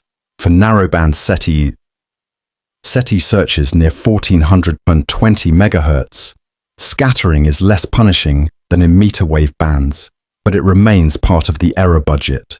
When observers report a candidate's width and stability in time and frequency, they are not nitpicking. They are showing that the signal behaves in a way compatible with propagation through that particular hallway. My take is straightforward. I love that both our threads pass through the same busy quarter of the sky because it makes the teaching richer. You cannot talk about Sagittarius without talking about why radio astronomy works, why beam size and drift matter, and why natural phenomena can be as sharp and surprising as anything we imagine. But I do not grant the direction more meaning than it earns. In a neighborhood this crowded, coincidences are cheap. What is expensive is the kind of evidence that survives the noise, behavior locked to celestial mechanics, chemistry that breaks expectations cleanly, and dynamics that resist natural explanations. I am convinced that if a deliberate signal or artifact wants to be known from this district, it will have to announce itself with signatures that are robust against the hubbub. That is a high bar. It is also a fair one. Two takeaways anchor this part. First, pointing towards Sagittarius means you are listening through the galaxy's busiest hallway, which raises both the number of interesting possibilities and the difficulty of proving any one of them. Second, good practice in a noisy region is the same good practice everywhere, only more so. Finer beams, richer diagnostics, rapid independent checks, and honest error bars. The sky toward the center does not absolve us from method. It demands more of it. From that crowded backdrop, our attention turns to something we can track and test over months rather than seconds. The passage of a small interstellar visitor that announced itself not with a spike in a channel, but with motion on the starfield. It, too, came to us from the broad direction of Sagittarius, and it brought chemistry and behavior we did not entirely expect. In the next part, we give that traveler a clear, measured introduction. What a hyperbolic path really means. Why retrograde yet near coplanar raised eyebrows. How a small nucleus can overperform, and why none of this spells danger for Earth. Part 6 is arrival of an interstellar wanderer. The notice was brief, almost routine by the standards of modern sky surveys. An object flagged on July 1st, 2025 by the Atlas system, its tiny trail shifting against the background stars more quickly than a local asteroid should. The coordinates put its apparent radiant in the broad direction of Sagittarius, and early orbit fitting returned a number that makes dynamics sit up straight. Eccentricity comfortably greater than 1. In the language of orbits, that single statistic changes everything. Ellipses, which include circles as a special case, describe bound objects. Parabolas describe a boundary between bound and unbound, and hyperbolas, the family with eccentricity above 1, tell you an object is not captured by the sun. It is a traveler from elsewhere, on a one-time pass. The practical effect of that classification is oddly generous. When our first confirmed interstellar object, discovered in 2017, was recognized, it had already swung around the sun and was racing outward. The second, a comet in 2019, gave us more time, but still felt like a sprint. 3I Atlas arrived inbound, offering months of observation as it fell toward the inner solar system, brightened with heating, and rounded the sun on its way out. The difference between a last glimpse and a long look is the difference between guessing and learning. Night after night, telescopes on the ground and in space could gather spectra, measure brightness changes, and watch how its coma and tail grew. The story of this object is not a single frame. It is a slow-motion film. Hyperbolic motion sounds abstract, so here is a simple picture. Imagine throwing a ball past a campfire. If you toss it gently, the fire's heat may warm it a little, but the ball's path is essentially straight.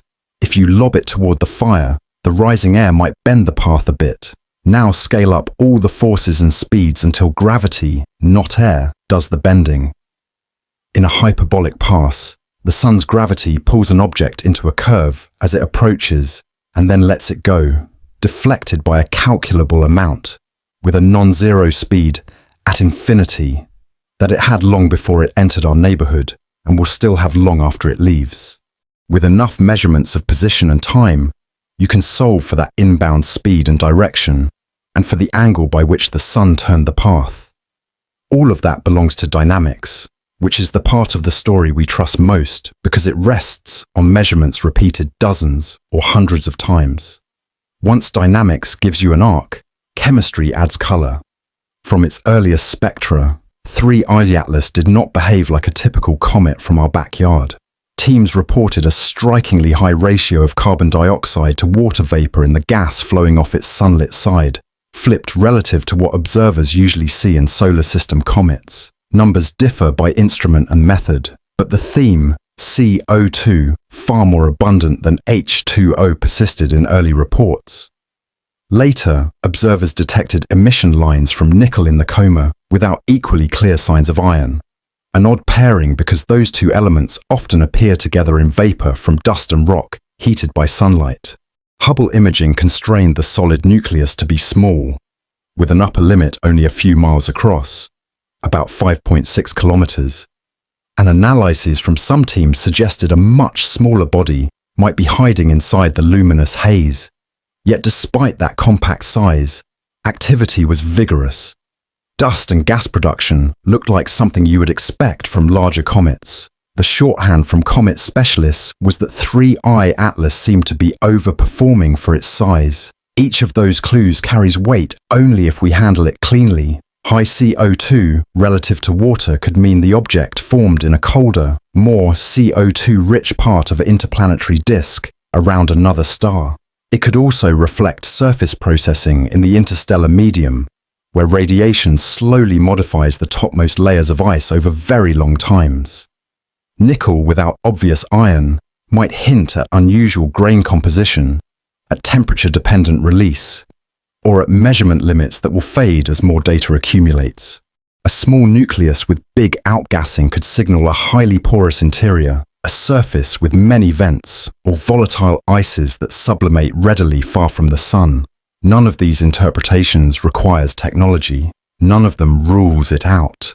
The only honest posture at this point is to separate measured facts from inferences and to keep the latter labeled. Because this series aims to make physics friendly, let's slow down on eccentricity and what retrograde, yet near coplanar, means. Eccentricity, the number we noted at the top, describes the shape of an orbit. 0 is a circle. Between 0 and 1 are ellipses, which close on themselves. Exactly 1 is a parabola, mathematically the tipping point. The above one is a hyperbola, open-ended. The larger the eccentricity above 1, the more open the branch, and the less the sun can bend the object's course before it departs. Retrograde tells you the object moves around the sun in the opposite direction to most planets and asteroids. Near coplanar says its orbital plane lies within a few degrees of the plane of the planets, the ecliptic. Picture a highway where almost everyone is driving east in the right lane. 3 Atlas is a car moving west, but on the same flat road. That geometry does not prove intention. It does make for prolonged interactions with sunlight and with the gravitational fields of planets because the object spends time near the ecliptic, where those influences are strongest. That prolonged interaction is a gift to observers and a challenge to modelers. As solar radiation warms ices, they sublimate turn directly to gas and drag dust into a coma and tail. The flow of gas can create a small reactive thrust.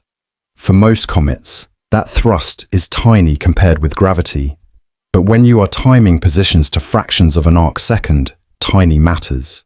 Detecting non-gravitational acceleration is one of the few ways to probe the distribution of active areas on the surface, and in extreme cases, to ask whether an object's motion is being influenced by anything other than physics we expect. A small, actively outgassing nucleus on a retrograde near coplanar path gives us a chance to measure those subtleties during inbound and outbound legs, not just at one moment near closest approach. Brightness brings its own education. 3I Atlas was never going to be a backyard spectacle. Forecasts put its peak apparent magnitude around 11 to 13, far fainter than the human eye can see unaided, and still a stretch for small amateur telescopes in suburban skies. That fact disappointed some casual readers who understandably equate interstellar visitor with bright comet and expect a show. The scientific value, however, does not scale with public drama. A faint object that tells you about planet formation around other stars is more valuable than a brilliant but ordinary visitor from our own Oort cloud.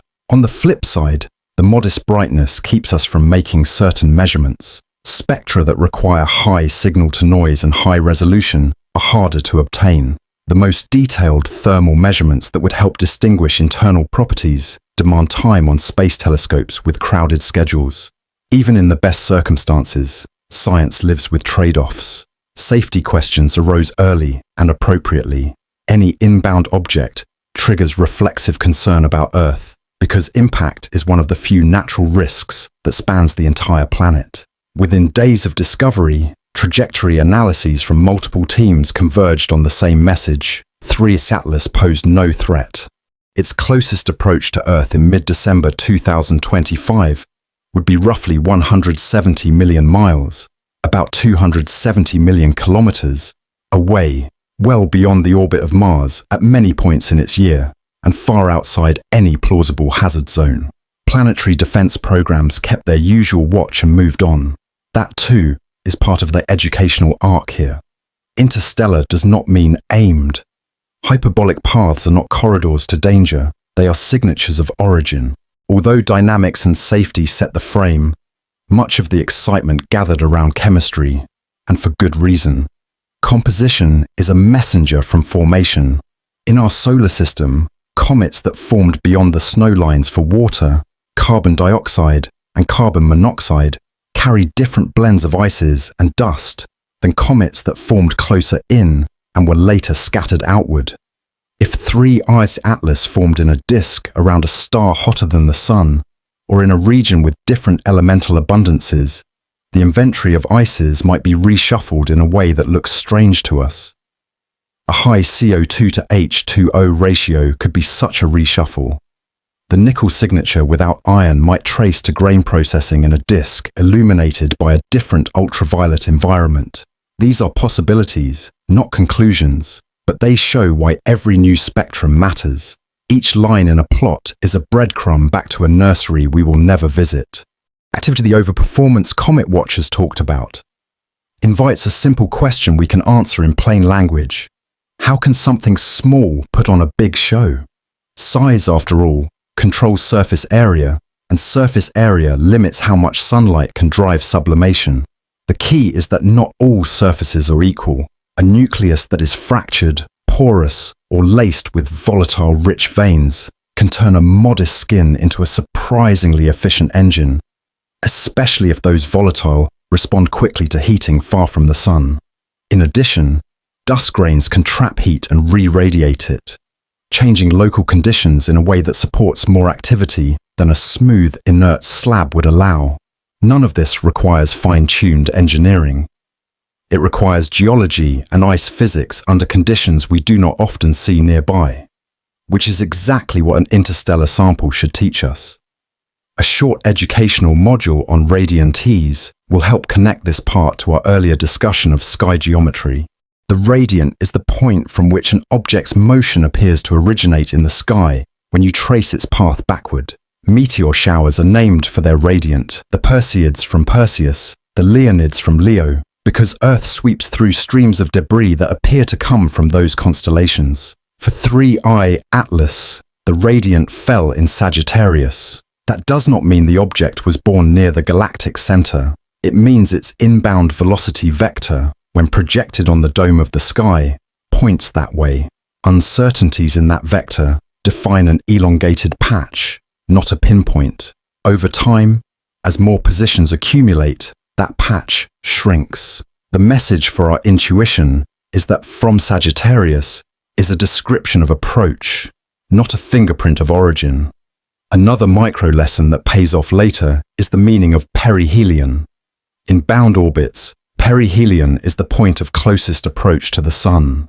In an unbound hyperbolic pass, we still use the word to denote the moment the object passes closest and begins to recede. Perihelion is the stress test for a cometary nucleus. Solar heating is strongest. Sublimation rates peak. Jets can turn on and off. Weak crust can collapse.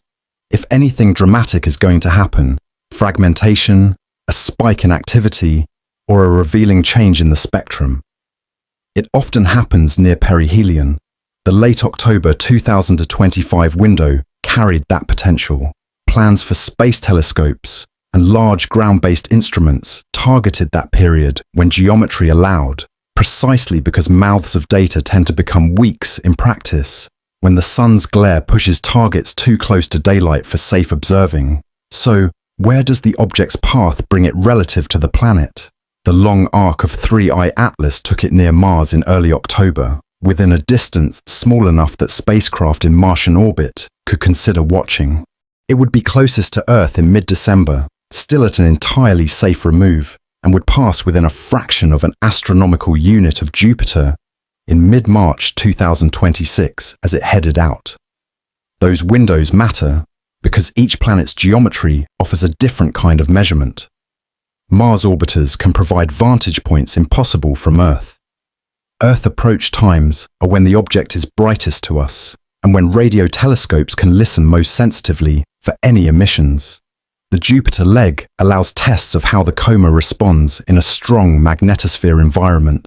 We will use those windows as a spine for later parts, because they turn a general curiosity into a program of observation.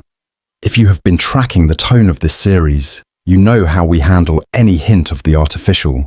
We do not declare it, and we do not dismiss it out of hand. We ask what measurement would move the needle. For a moving object, the list is mercifully concrete.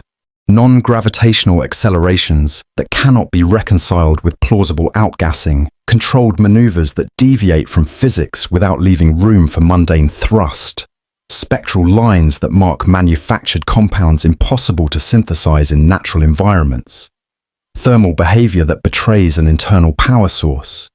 These would all count. So far, 3I Atlas behaves like a comet with personality. Unusual? Yes. Outside the catalogue of nature, number. The best way to be fair is to design tests that would reveal technology if it were there, and let the null results say just as much as the positives. My take, measured and modest, is that the most responsible excitement here is about formation, not intention. When a small, cold body crosses our yard, carrying a chemistry kit mixed around another star, you study it the way a geologist studies a rock brought from a mountain no one can climb. The high CO2, the nickel signature, the overperformance, all of these are invitations to refine models of how solids and ices assemble and evolve in alien disks. If, while doing that work carefully, we stumble over a signature that pushes beyond natural explanation, we will know what to do. Until then, I am content to be astonished by nature. It has not run out of ways to surprise us. Two clear takeaways anchor this part. First, 3 Atlas is unbound to the sun, and is therefore a true interstellar visitor whose inbound discovery gave us months to observe. Its dynamical label comes from an eccentricity above 1, and its geometry retrograde yet near coplanar defies nothing but our expectations. Second, its measured peculiarities are real and worth studying.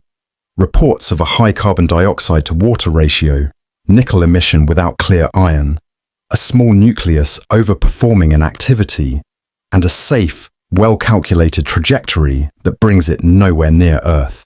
Each clue points toward formation conditions unlike the ones that shaped most local comets. None of them, by itself, points toward technology.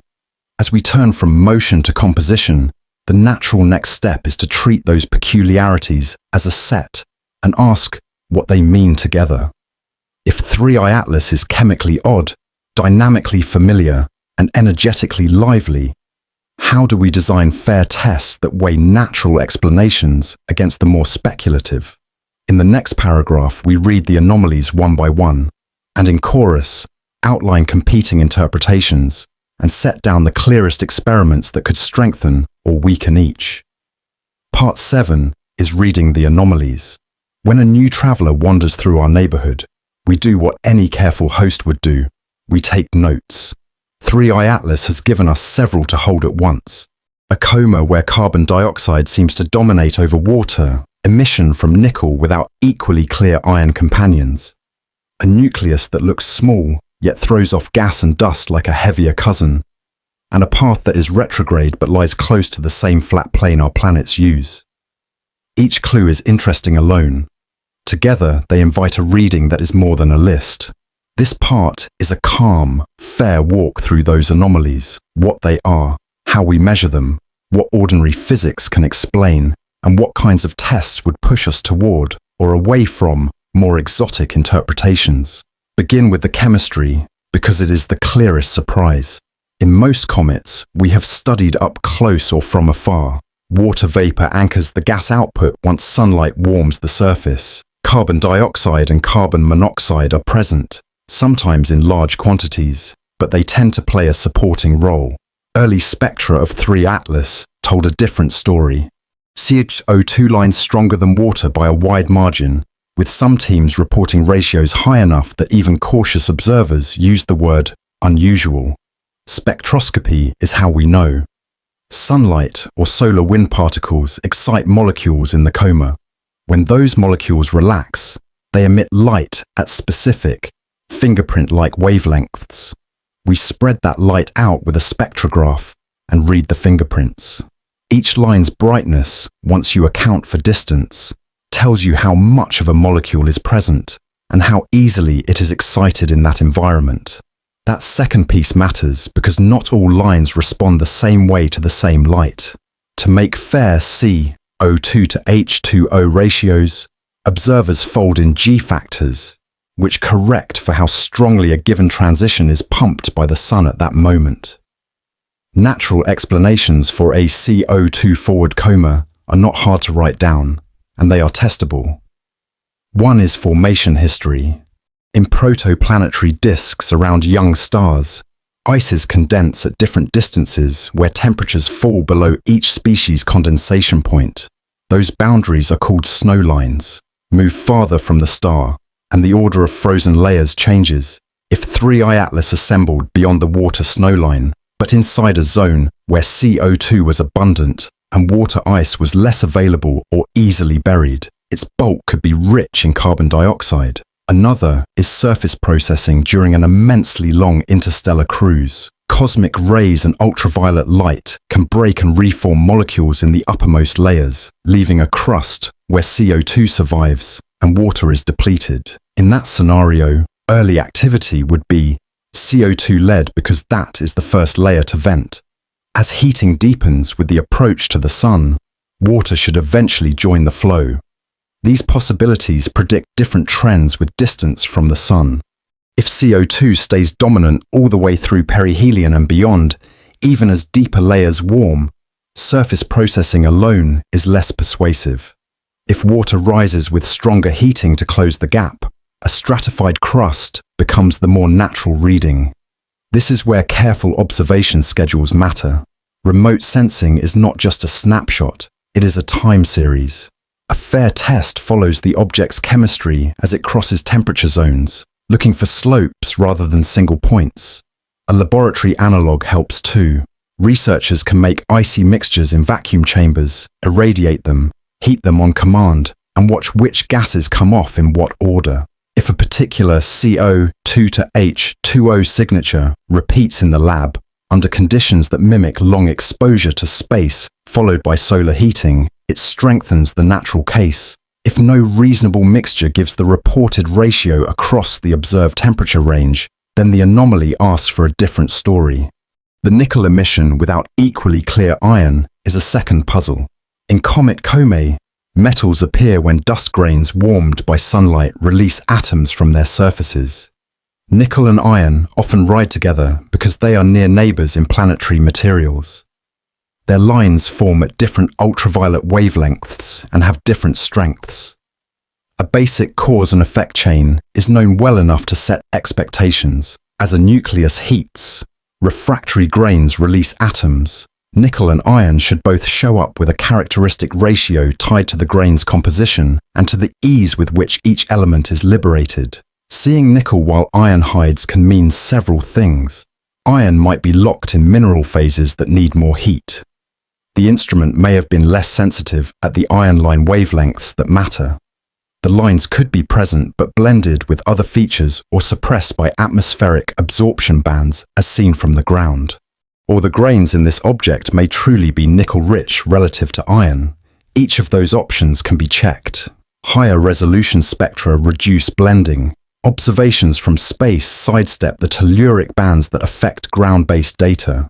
Tracking the nickel and iron features as the object approaches perihelion tests the temperature threshold idea. If iron lines grow while nickel stays steady, their delay points to thermal release. If both stay out of balance across a wide temperature span, the composition of the grains becomes a better explanation. Isotopic ratios would take us further still. If nickel shows an unusual ratio of heavy to light isotopes compared with solar values, it could mark a birthplace around a star with a different nucleosynthetic history. That is not a technosignature. It is a cosmic passport stamp. The third anomaly, the overperformance of a small nucleus, sounds like a paradox until you think about how a comet breathes. Heat flows in from the sunward face. Volatiles sublime where they can. Gas escapes through cracks, vents, and pores, dragging dust with it.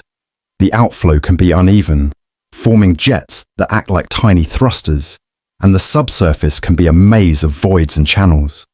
If the nucleus is highly porous, the heated layer acts more like a sponge than a shell.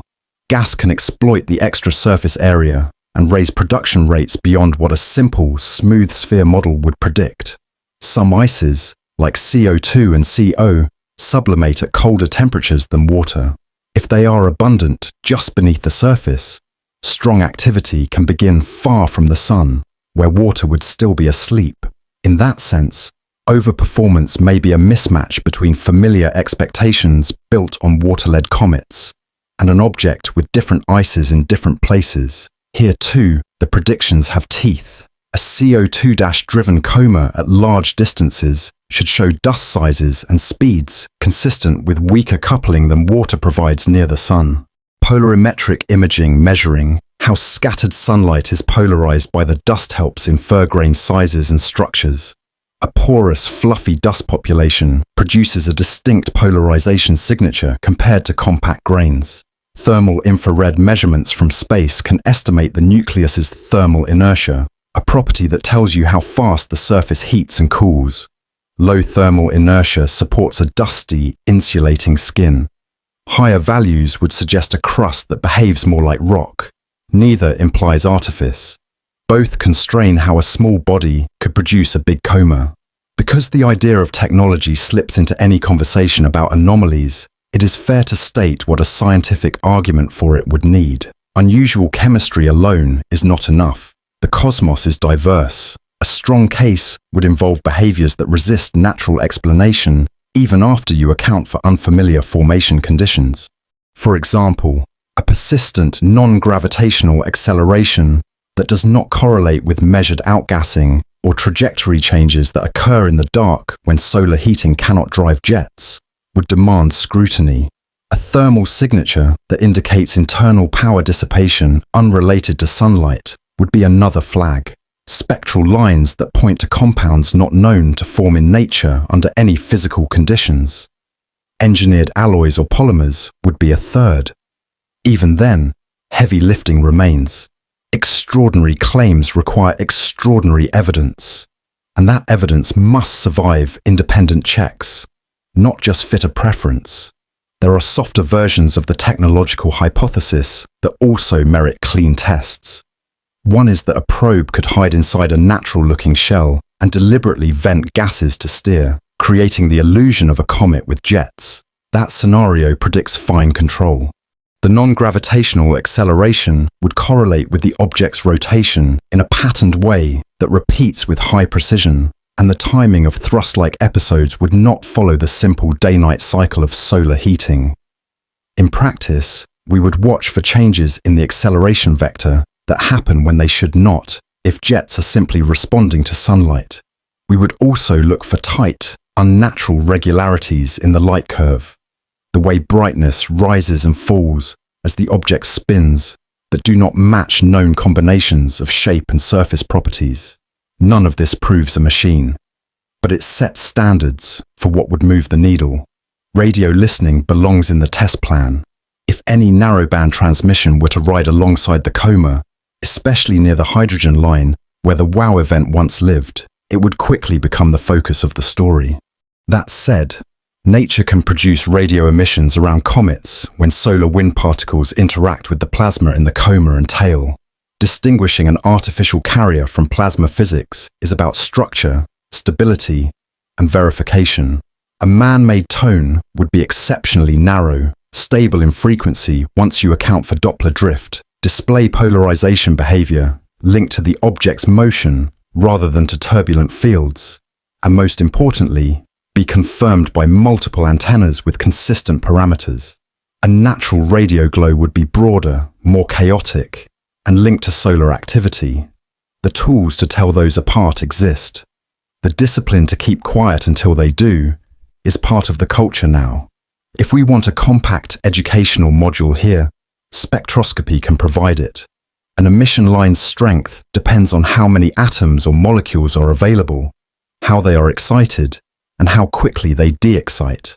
The G-factor folds sunlight's spectrum, the molecule's absorption odds, and the geometry into a single number that helps us convert measured brightness into abundance. A second factor, called the branching ratio, tells us how likely an excited state is to produce one line versus another. By building a simple model with those two pieces and the expanding wind of the coma, observers can infer not only what is present, but where it likely came from. Direct sublimation at the surface, slow release from dust grains that drift away, or photochemistry that builds new molecules in the coma itself. That physical bookkeeping is how teams avoid confusing what we see now with what left the nucleus to make it. Another short module that will pay off later is the so-called rocket effect. When a comet vents gas from a localized region, the outflow pushes back on the nucleus. That force can shift the orbit by tiny amounts. With precise astrometry position measurements on the sky taken night after night with careful calibration, dynamical modelers solve for a small vector that, added to gravity, best fits the path. If that vector swings in step with the change in solar illumination as the object rotates, you have a natural jet. If it does not, you ask why. The reason to invest in this detail is not to chase sensational readings.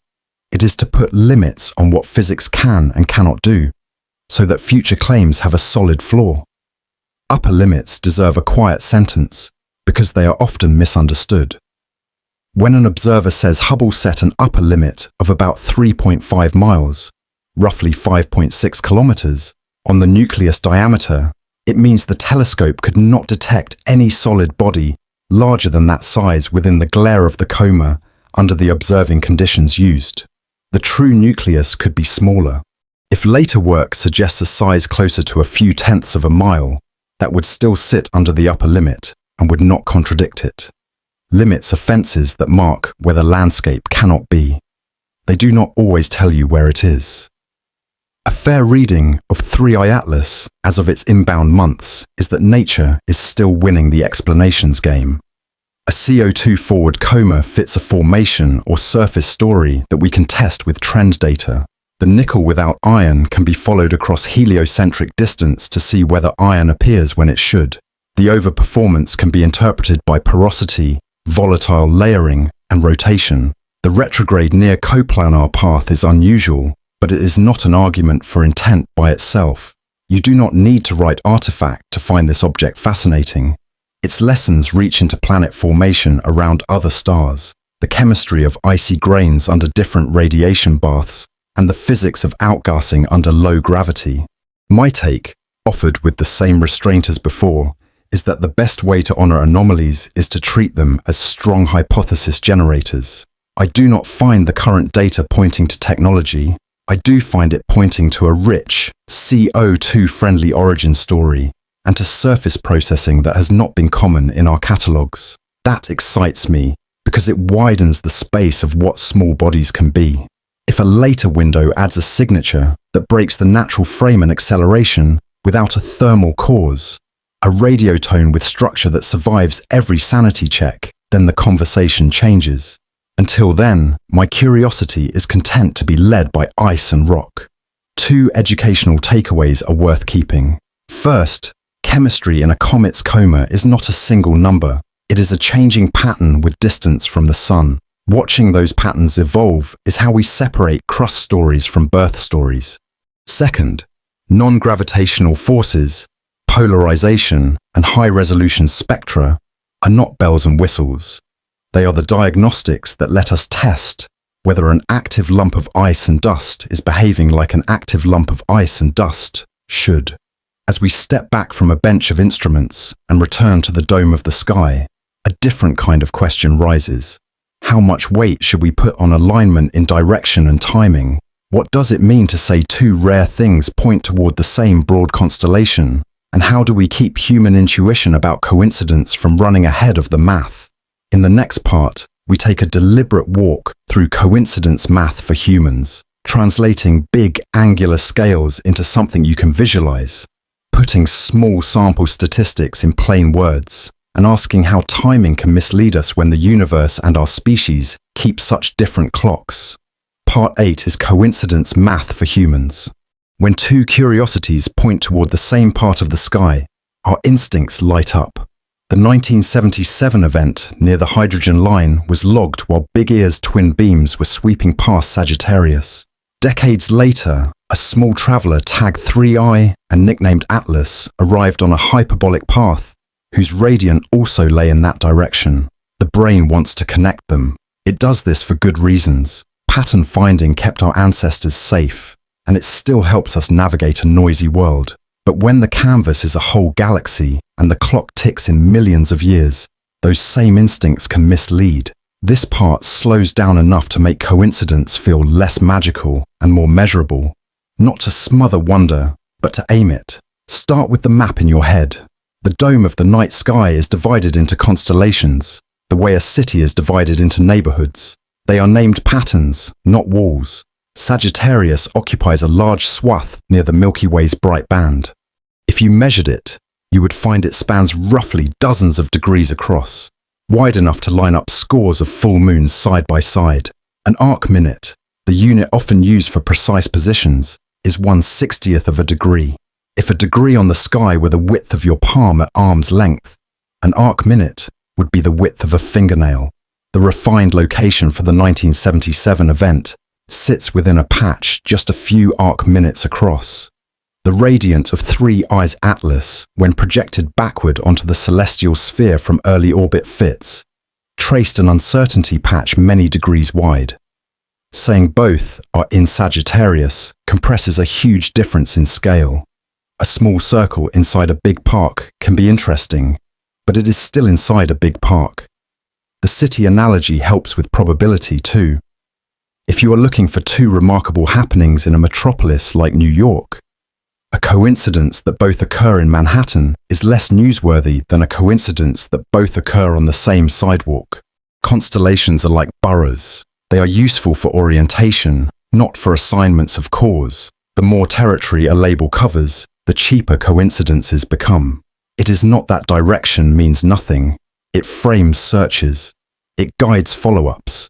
But if the claim is that two events are connected because they share a constellation name, that is a billboard-level match, not a street address. Small numbers make this harder. In a field where we have only one famous 72-second narrowband event and only a tiny handful of confirmed interstellar objects, any overlap looks bigger than it is.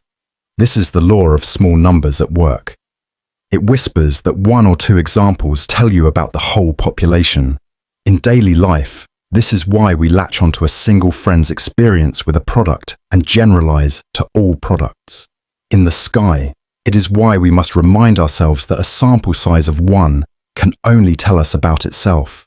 You cannot compute a reliable rate of occurrence from one item. You cannot infer a typical behavior from one anecdote. You can frame hypotheses. You can design tests, and you can wait for the next example. The universe will eventually supply more if we keep looking. Until then, coincidence sits in a large, unhelpful bucket with a lot of things that look dramatic and are not. There is also a trap in how timing feels. Human history with radio spans less than 2 centuries, and modern radio astronomy spans less than 1. On that scale, the arrival of a single interstellar object during a period when we are listening energetically seems charged with meaning. On the universe's scale, it is ordinary. Billions of years leave plenty of room for scatter and drift. Even if objects like Three-Eyed Atlas pass through the inner solar system only rarely, the fact that one showed up during our technological adolescence is not shocking when you remember how much traffic a big galaxy allows and how long our star has been here. The same goes for a one-time narrowband event. If the sky produces rare, short-lived narrow lines by natural means, then the chance that one would happen in the era of the first generation of dedicated searches does not require a story about intention. It requires only patience and a realistic sense of how many rolls of the dice nature gets in a crowded region, like the inner Milky Way. Everyday analogies can pull this down to earth. Consider the birthday paradox, which asks how many people you need in a room before it becomes likely that two share a birthday. Intuition says a lot. The math says about 24. The trick is that you are not matching a specific date, you are matching any pair. The number of possible pairs grows fast. In the sky, a similar effect creeps in when we allow same constellation to count as a match. There are many ways to score a hit if your bins are large. Another analogy is the Texas sharpshooter fallacy, where a shooter fires bullets at a barn, then draws a target around the largest cluster and declares himself a marksman. If we collect anomalies first and draw the constellation boundary afterward, patting ourselves on the back for a match, we are painting a target around noise. We can do better by declaring the bins and the tests up front. Before we look, we can agree on how big a sky region counts as the same and what timescales count as near. We can adjust for the fact that Sagittarius covers a rich slice of the galaxy where many interesting things are expected, so a match there is less special than a match in a quiet quarter. We can ask how often an interstellar object's radiant would land in that region by chance, given the mix of trajectories we expect from the galaxy's motions, and we can fold in how wide early orbit uncertainties are. This is not about draining the fun from the story. It is about building a fair scoreboard. Timing deserves its own scoreboard. The WOW record dates to August 1977. The interstellar visitor was discovered inbound in July 2025. 48 years feels like something, because humans live on timescales where 50 years is a weighty number. The galaxy does not care about that round figure. One possibility is that the gap is meaningless. Another is that our bias is showing. A third is that if there were a connection, it would leave stronger fingerprints than shared direction and a human-pleasing delay. A deliberate follow-up would likely carry a signature we could measure. It would do something during a well-defined window that could be checked by many instruments, or it would broadcast in a way designed to be recoverable and verifiable. When a pattern floats on numbers we picked because they feel significant to us, rather than because nature demands them, we mark it as interesting but weak. A small educational module here helps. Angular size and chance overlap are part of a broader idea called multiple comparisons. If you run a lot of tests, some will appear to succeed by accident. In radio searches, this is why teams set thresholds for detection that account not only for pure noise, but for the number of channels and time bins they are scanning. In sky coincidence checks, this is why we correct for how many constellations and time windows we considered. If we only announce a match after scanning all of them, the odds of finding something interesting by chance are much higher than we feel. Statistical methods exist to address this. The philosophy is the same as in court. If you are looking for a serious verdict, you want stronger evidence than what a lucky roll could produce. Direction along the Sagittarius sightline invites one more piece of clarity. It is not just that the constellation is large. That line of sight passes through the galactic center region, where natural activity is rich. This means two things. First, it is a sensible place to look if your strategy is to put a lot of stars and potential transmitters inside a single beam. Second, it is a place where you expect many natural outliers. When both are true, coincidence costs less. The room is crowded. Hearing two coughs in the same room tells you less than hearing two in a quiet library. We account for that by raising our standard for what counts as a connection. We ask for signatures that survive the crowd, like frequency drift that locks to celestial mechanics, repetition that holds up across nights, and confirmations from far-flung facilities that are blind to each other's local noise. The psychology of patterns is not the enemy here. It is an ally if we use it wisely. Pattern recognition leads to good hypotheses. It is when we stop at the hypothesis that we get into trouble. A balanced approach treats both in Sagittarius as a nudge to design measurements we can actually perform. What could tie a one-time narrow band event near the hydrogen line to a later interstellar traveler? A possibility is a radio emission from the object itself that appears near a meaningful frequency and behaves like a sky signal. Another is a non-gravitational acceleration that cannot be tied to outgassing. A third is a composition that violates what nature is known to manufacture. Without those, coincidences remain coincidences. It is fair to ask whether a human-designed mission might arrange coincidences on purpose, as a way of hinting at a connection while avoiding a blunt declaration.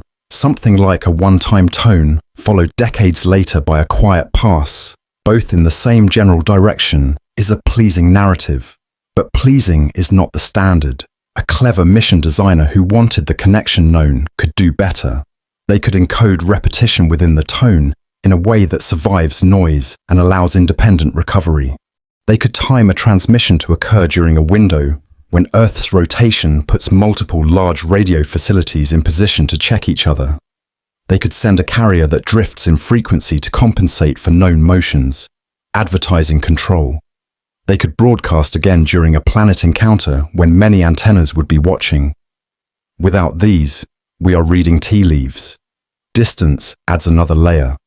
The WOW event's refined patch is small, but its true distance is unknown.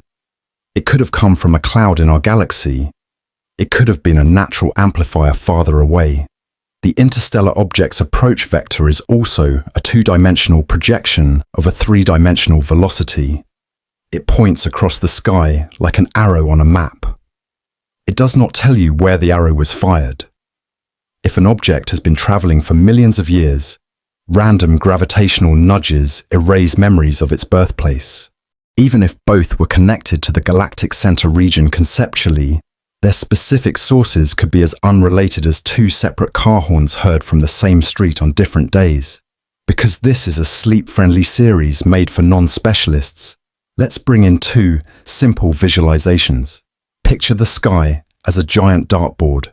The bullseye is the refined patch for the 1977 event, a tiny dot near the center. The red ring around it is a degree across. The white ring around that is 10 degrees. Now imagine throwing a dart with a blindfold. Your toss is the radiant uncertainty for an inbound interstellar object on day one of discovery. Landing anywhere on the board might put you in the same color as the bullseye. That is not a win. You only start to get impressed when repeated throws land in or near the dot as your uncertainties shrink. The second visualization is a calendar. Mark a single day in 1977. Mark a span of a few months in 2025 and early 2026. Look at the blank pages before and after. Human attention clusters where ink is, but the pages are otherwise empty. If you later mark every time an interstellar object is found over the next few decades, and every narrowband oddity is logged, the pattern that matters will be the map of all the marks, not the first two. There is a constructive way to channel the coincidence energy. Use it to prioritize windows where decisive tests are possible. If you think the connection is more than chance, then you should predict something testable around the times when 3 Atlas is geometrically favorable. You could predict a narrowband tone near the hydrogen line when the object is closest to Earth. You could predict a specific kind of acceleration during darkness when sunlight cannot drive jets. You could predict a compositional signature that turns on near perihelion and defies known chemistry. If those predictions are not met, you adjust your priors downward. If one is met, you celebrate. Then you try to break your own case by asking for independent confirmations. There is also value in quantifying how surprised we should be by the overlap we already have. If, for example, we expect interstellar objects to arrive from a distribution of directions that is nearly isotropic when seen from Earth. The chance that any one radiant falls within a particular large constellation is roughly proportional to the area of that constellation. Sagittarius is large. An overlap is therefore unsurprising. If instead dynamics predicts that inbound directions cluster along the solar system's plane because of observational biases and gravitational focusing, then a near coplanar retrograde approach increases the odds of seeing a radiant in a band that passes through Sagittarius anyway. In both cases, the math pushes the overlap toward interesting but not notable. My take is patient and admittedly plain. I do not find the directional echo between a single narrowband event and a later visitor persuasive by itself, and I worry about how our storytelling minds grow attached to round numbers and named patches of sky. What I do find valuable is the way the overlap motivated a concrete observing plan. It sharpened our ears near the hydrogen line during a set of dates when geometry was favorable. It reminded us of the need for drift, polarization, and multi-site confirmation as requirements, not afterthoughts. It pushed us to ask what exactly would count as a stronger connection. When coincidences fund that kind of discipline, they earn their keep even if the ultimate verdict is that two unrelated things happened in a busy neighborhood. Two practical takeaways close this part.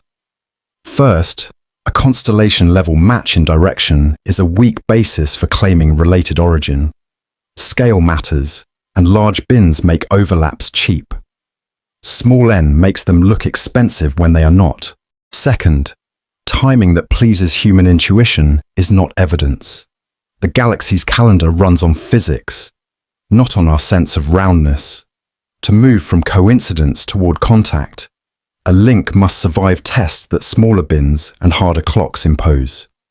Precise localization, repeatable behaviors, and signatures that cannot be generated by well-understood natural processes. With those guardrails in place, the next step is to turn away from abstract comparisons and toward concrete opportunities to learn. The path of 3i Atlas through our system gave us a series of windows when different questions could be asked with unusual clarity. A Mars pass early in October, a perihelion in late October, a safe mid-December approach to Earth, and a mid-March rendezvous with Jupiter's realm. Each window favors different instruments and tests.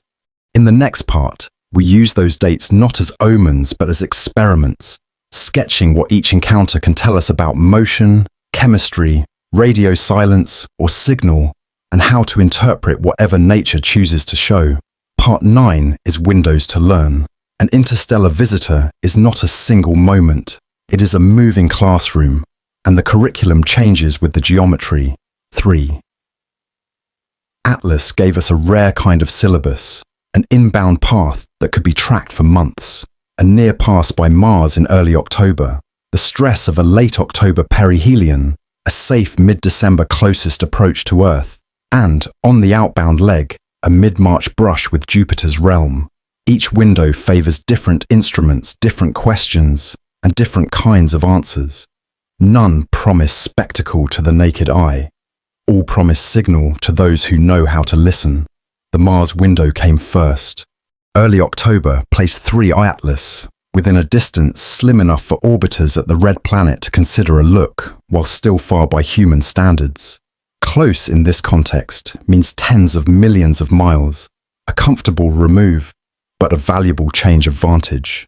Observing from two widely separated locations turns the sky into a baseline. If Mars-based cameras and Earth-based telescopes watch the same coma and tail within minutes of each other, parallax lets us recover three-dimensional structure that a single line of sight flattens. It is the same trick your eyes use to judge depth across a room, scaled to a planet. For an active object, that depth matters. It helps tease apart whether jets are truly pencil-thin streams or broad fans, and whether dust spreads evenly or in sheets that sweep as the nucleus rotates. Mars also carries a small fleet of instruments tuned to gases and dust in tenuous atmospheres. If planners could spare it, A spectrometer meant to study Martian air could have been aimed a hair off the planet's limb to intercept sunlight scattered by the comet's coma. That sort of limb view geometry increases the path length through the gas and can boost weak lines. A detection of water, carbon dioxide, or faint traces like carbon monoxide from a Mars vantage would not only confirm species seen from Earth, it would test how consistent the counts are when measured with different systems and different atmospheric interferences. Earth's air absorbs in bands that can hide or mimic certain lines. Mars's air is thinner and different, less of a veil. A clean match across worlds is quiet, but powerful evidence that a line is real, not a trick of our sky. An educational detour here makes the geometry feel less like a diagram and more like motion you can sense. The key is phase angle, the sun object observer angle that controls how a dusty coma looks. When the phase angle is small, meaning the observer is nearly behind the sun relative to the object, dust can show a strong forward scattering enhancement. The coma brightens and stretches in a way that can be mistaken for higher activity. When the phase angle is large, backscattering makes the coma appear more muted. Comparing Earth's view and Mars's view at nearly the same time lets us remove that bias. If an apparent surge is real, both vantage points see it scaled by distance. If it is geometry, the two views disagree predictably. Without that correction, stories about sudden changes can be little more than shifting light. Early October was also the first opportunity to search for subtle non-gravitational accelerations with leverage from time. Each high-precision position measurement, reference to the best star catalogues we have, lands on a sky grid to a fraction of an arc-second. String enough of those dots together, and you get not just a track, but a test.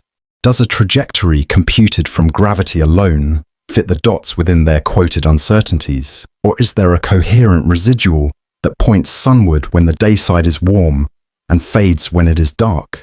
If such a vector rises above the noise, its phase relative to the object's rotation becomes a diagnostic of where active areas cluster on the surface. If it appears at times when solar heating is not a driver, it compels harder questions. At Mars distances in early October, the signal is likely small, but starting the clock there matters. Good fits get better when you do not skip the opening pages. Perihelion, late in October, was the stress test. The word means the moment of closest approach to the sun. For a cometary nucleus, it is a trial by heat. Sublimation rates peak. Weak crust can collapse. Volatile pockets can empty or explode. The same physics that makes a detached kettle sing when it finally boils can make a grey smudge on a telescope image burst into a textured scene.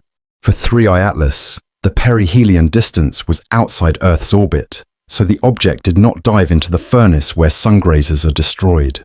It did, however, enter an energy regime where water should join carbon dioxide in earnest if water is present beneath any processed crust, and where metals locked in grains would have their best chance to show themselves. Spectroscopists laid their bets accordingly. If nickel lines continued without obvious iron, even as the energy climbed, the composition hypothesis would strengthen. If iron blossomed late, the temperature threshold story would make sense.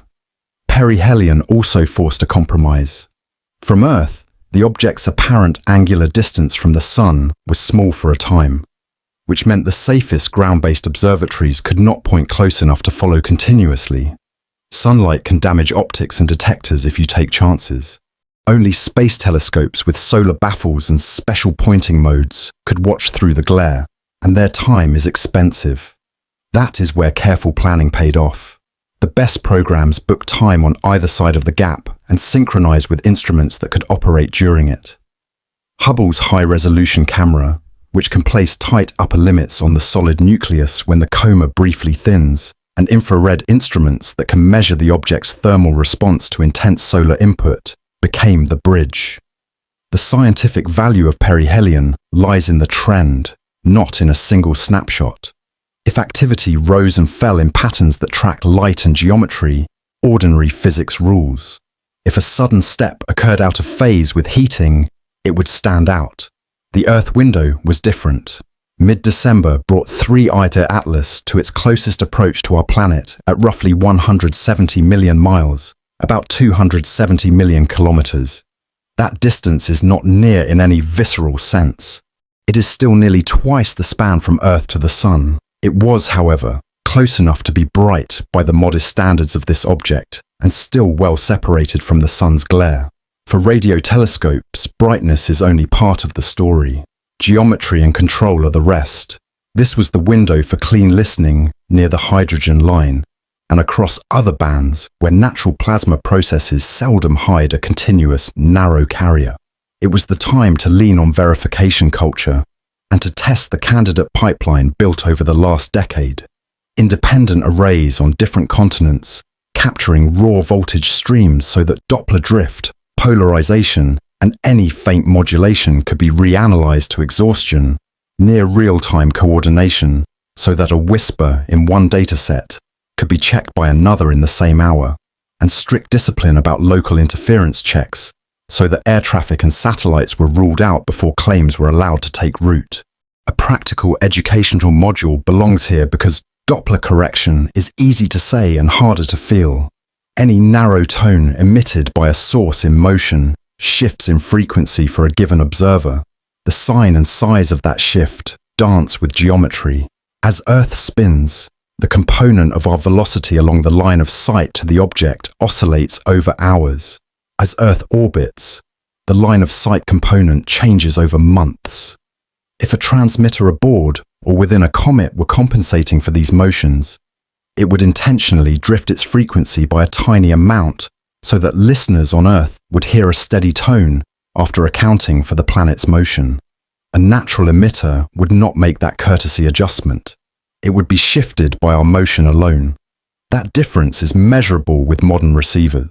Calculating the expected drift as a function of time for the sky coordinates of 3 Atlas during mid-December, and then asking whether any candidate tone follows that curve within uncertainties, is the kind of test that moves interest toward evidence. Not all the Earth window was about radio. When the geometry is good, stellar occultations become possible. If the object passes in front of a star as seen from a strip of Earth, the star's light will drop for a few seconds. The shape and duration of that dip, recorded by multiple small telescopes along the track, can sketch the silhouette of the nucleus directly and set tight limits on size that imaging cannot reach when a comet is bright. Even a non-detection along a well-planned track is data. It narrows the range of allowable dimensions and puts numbers under words like small that otherwise float. Occultations are humble science stopwatches and steady mounts, but they punch far above their weight. For an interstellar object whose nucleus might be only a few tenths of a mile across, one clean chord can rule out fantasies and tighten models. December also favored polarimetry from the ground.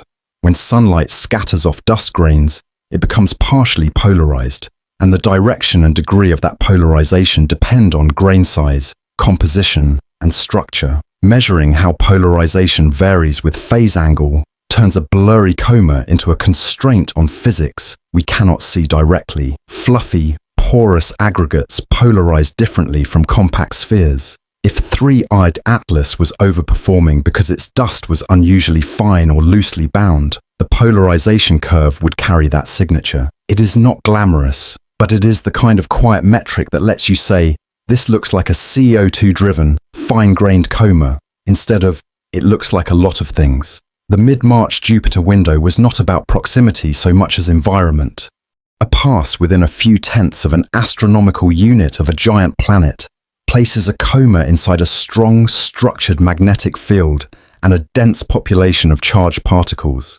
That setting changes how ions in the tail behave. It can kink, twist, or detach tails in ways that tell you about the balance between the solar wind, the object's own outflow, and the host planet's magnetosphere. For 3i Atlas, the expectation was not fireworks, but diagnostics. If the tail's shape and brightness changed in step with what Jupiter's field would naturally do to an ionized plume, we would learn about the coma's ion content and mass loss. If something stubborn in the orientation or structure ignored the expected push and pull, it would prompt deeper modeling. Either way, measurements here were never going to be headline grabbers. They were going to be the kind of data that makes a paragraph in a careful paper read as if the object told us its conditions and we listened. Across all 4 windows, a through line matters more than any single measurement. Null results are not empty. If Mars-based instruments saw nothing new, that constrained how bright the weakest gas lines could be. If perihelion produced no dramatic changes, that tightened the ceiling on how much water was hiding beneath any processed crust, and argued for carbon dioxide as a persistent engine. If the mid-December radio campaign heard only silence, that set limits on continuous transmitter power that would be hard to beat for years, given the geometry. If Jupiter's magnetosphere nudged the tail in ways completely compatible with textbook physics, that added one more weight to the natural side of the scale. Modern teams have learned to publish these limits with pride. They are the guardrails that keep interpretation from drifting into wish. Data management was a quiet hero in every window. Astrometry only becomes a test of non-gravitational forces if star catalogues are accurate to the milliarc second, and if distortions at the edges of camera fields are calibrated. Spectroscopy only becomes chemistry if G-factors and branching ratios are applied consistently, and if the sun's output on that day is folded in. Radio only becomes a search for intelligence if raw voltages are stored, so that refinements in drift correction and polarization analysis can be run after the fact by independent teams. None of this is romantic. All of it is the difference between a story and a record. On the ground, some constraints belong to weather and to the planet's own patterns. October and December observing competed with clouds, with daylight, with time allocation committees, and with the simple fact that giant telescopes cannot always be pointed where we wish. Coordinators spread targets across hemispheres and longitudes, knowing that someone's night would be clear when another's was lost. That orchestration is an art the field has developed in the fast radio burst era and has now applied to slower, sleepier visitors. The lesson is the same in both domains. If you want to learn from phenomena that do not keep to business hours, you build a network that refuses to sleep at the same time. An educational module on signal-to-noise ratio earns a paragraph because it is the heartbeat of every measurement in these windows. Signal is the thing you want light from a line, a shift in a position, a narrow tone in a spectrum. Noise is everything else. Sky glow, thermal jitter, electronic hiss, shot noise from counting small numbers of photons, and even unmodeled physics you have not discovered yet. In practice, you boost SNR by integrating longer, by using larger apertures, by cooling detectors, by choosing filters that cut out light you do not need, and by subtracting backgrounds measured off source. The Mars window favored geometry to push the signal. Perihelion favored higher outgassing to raise lines above the noise. Earth favored proximity and the ability to integrate deeply with many dishes listening. Jupiter favored repeatable patterns to average over. Without SNR, nothing else matters. With it, unglamorous signatures become material facts. It is fair to ask what these windows could not do. Radar, the tool that has revealed the shapes of many near-Earth asteroids, was not a realistic option. At hundreds of millions of miles, even the most powerful planetary radars would return a whisper too faint to map. In situ sampling, the dream of catching dust grains with a flyby probe was not on the table. Space missions require years of lead time, and 3I Atlas did not grant us that. The lack of these tools is not a failure. It is a reminder that most of astronomy is the art of extracting laws from photons and gravity. We are very good at it when we give ourselves time. My take on these windows is simple and hopeful. I like them because they turn a vague yearning for answers into a schedule of things we can actually measure. The Mars Pass encourages humility about geometry. The perihelion keeps us honest about how much heat alone can do. The Earth approach reminds us that silence, when measured well, is a result, not a disappointment. The Jupiter leg ties an interstellar object to the familiar theatre of a giant planet's field, grounding the exotic in something we have studied for decades. None of these windows demanded a revelation. All of them offered a fair chance for one, if nature had one to give. Two takeaways will travel well into the parts ahead. First, good science is time-structured. When a phenomenon crosses regimes, you plan before, during, and after, because the meaning lies in the slope, not in a single point. Second, windows are not omens. They are experiments. A clean null is as constraining as a faint detection, and both are more valuable than a dramatic claim that cannot be tested twice. The next part steps from measurements to the human pattern that interprets them. When a field watches the same object with many tools and sees a mix of ordinary behavior and a few unusual threads, how do scientists disagree? What ladders of evidence do they climb? How does the media's appetite meet the community's standards? And how should a viewer read bold claims without hardening either into belief or into cynicism?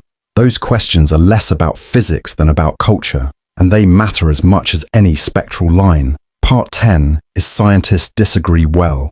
In healthy science, disagreement is not a roadblock. It is the scaffolding that lets a field climb higher. With 3i Atlas, you can see that scaffolding is in use. Teams who favor natural explanations point to patterns they know: comets that wake early when carbon dioxide is abundant, metals that release at different temperatures, porous nuclei that vent more than their size predicts. Others keep a cautious door open for technosignatures, not because the data demand it, but because unusually mixed clues invite what-if tests. The tension is real, but the shared language is evidence. Everyone asks the same core question: what observation would change your mind? A good way to watch this play out is to picture an evidence ladder. On the lowest rungs, you have anecdotes, single nights of data, or preliminary reductions where calibration might still move the numbers. Those rungs can suggest a hypothesis, but they do not support it.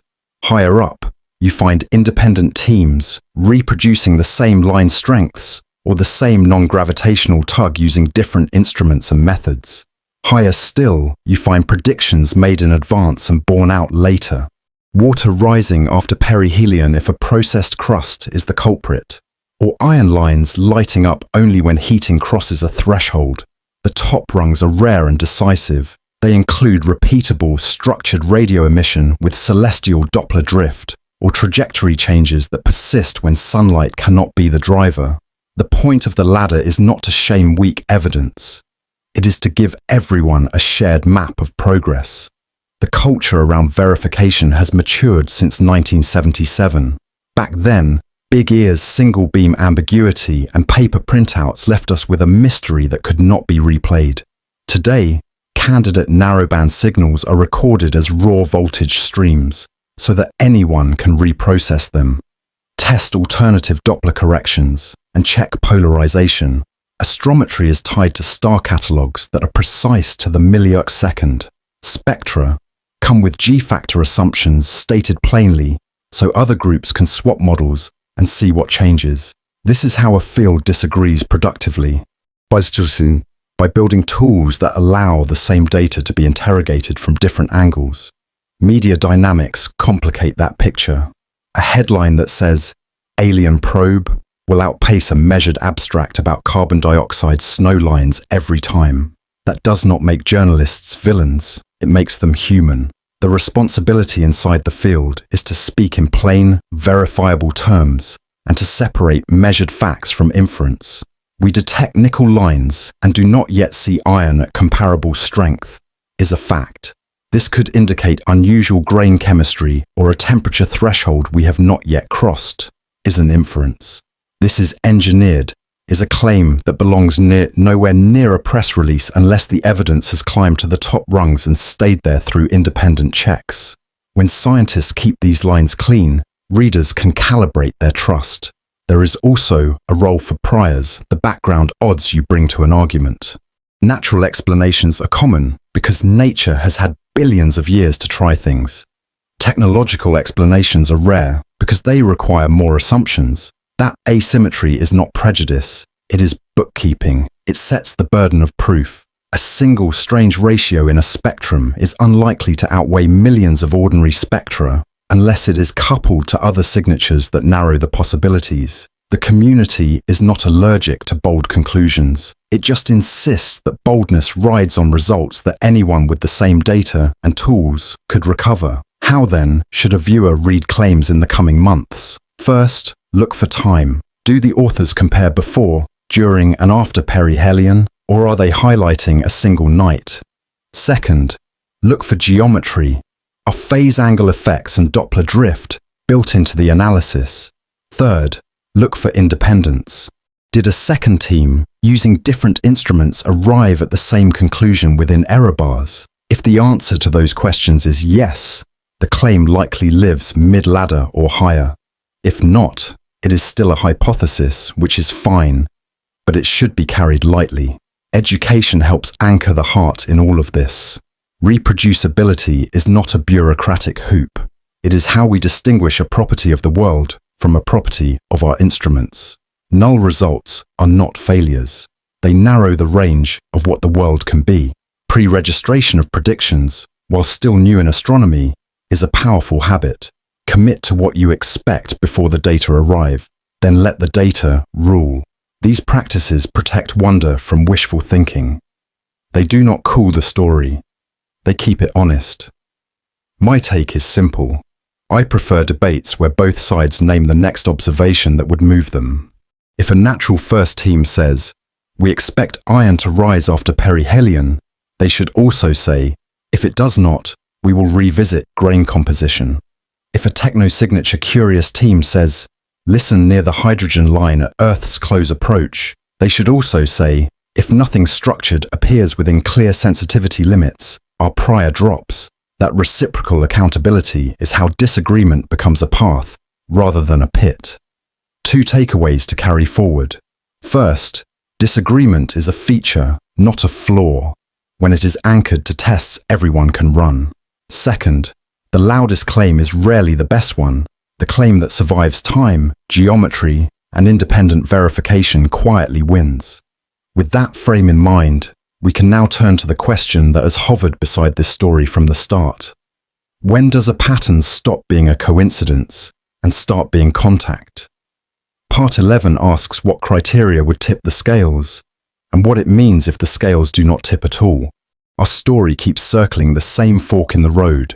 2 rare threads share a broad direction: a narrowband curiosity near the hydrogen line in 1977, and an interstellar visitor traced back toward the same constellation. Is that just how randomness looks when you stare long enough, or the faint outline of intent? The mind longs for the second answer. We are wired to connect dots and reward ourselves for seeing shapes first. In science, that wiring is both a gift and a hazard. It gives us hypotheses. It also tempts us to stop too soon. To move beyond instinct, we ask what would tip the scales. Direction alone will not. Neither will a pleasing delay that happens to match the span of a human career. The pivot has to be a new behavior that is precise, repeatable, and hard to mimic by known physics. A narrow tone near 1420 megahertz that locks to celestial Doppler drift and reappears on schedule across multiple antennas would change the conversation. So would a sustained non-gravitational acceleration that persists in darkness when solar heating cannot drive jets. And that rotates in a way inconsistent with natural venting. A composition signature that points to compounds unknown in nature or isotopes wildly out of stellar norms would matter too less flashy than a beeping beacon, but just as decisive. In other words, the scale moves when a pattern ties itself to the sky's clock, not to our narrative. Null results carry weight in the opposite direction. If deep listening across the Earth window finds only silence, we reduce the space of possible transmitters. If careful astrometry through inbound and outbound legs shows that gravity plus plausible outgassing fits the path, we shrink the room for hidden propulsion. If perihelion fails to unlock iron while nickel stays bright, that pushes chemistry toward unusual grains rather than technology. None of these closes the case. All of them load the balance toward coincidence. This is how mature fields think, not in absolutes, but in priors updated by clean tests. Small number statistics complicate feelings. With one wow event and 3 known interstellar visitors, any echo looks profound, but small samples are deceptive, like judging a whole season from the opening pitch. As surveys widen and sensitivities rise, more oddities will appear. Most will be natural. A few may teach us new physics. One might someday refuse every natural box we build. Preparing for that day means practicing now, documenting what would count, publishing limits with pride, and resisting the urge to inflate interesting into extraordinary. There is also a human dimension to contact claims that deserves calm. If a signal appears, verification will be slow by design. Multiple sites will record raw voltages. Teams will replay the sky's motion against the drift. Aircraft and satellites will be checked and checked again. Weeks may pass. That delay is not bureaucracy. It is how we trade heat for light. If nothing appears, the story is still valuable. We will have rehearsed a global response, improved our pipelines, and learned how to listen better the next time an interstellar object wanders by. A brief educational lens helps keep the heart steady. Bayesian thinking in plain clothes. You start with a prior natural explanations are common. Artifacts are rare. You collect data drift or silence, accelerations or none, spectra with or without surprises. You update the prior. Each solid null nudges you toward coincidence. Each robust, sky-locked anomaly nudges you toward contact. The method is modest, almost domestic in tone. It folds big questions into small, repeatable steps. My take is restrained, but hopeful. I do not see enough to call contact, and I do not need to. The value of this coincidence is the discipline it has forced. Better schedules, clearer criteria, humbler language. If a decisive signature shows up, we will recognize it because we learn to ignore the ones that do not survive geometry and time. If it never shows, we will still have harvested a year of lessons about how other stars build comets. Either outcome strengthens the bridge between wonder and proof. 2 takeaways to keep. First, same constellation and nice round gap are story devices, not evidence. What matters is behavior that syncs with the sky's mechanics and repeats across independent instruments.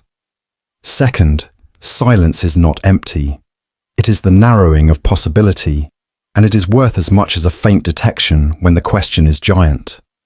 From here, curiosity permits a speculative branch without losing rigor. What if a civilization preferred messages you can visit over messages you can only hear? What if a wow-like whisper was an invitation, and a small, quiet traveler carried the follow-up? In the next part, we explore that message in motion idea on its strongest terms, what predictions it makes, what it would cost, and how it could be wrong in ways that still teach us.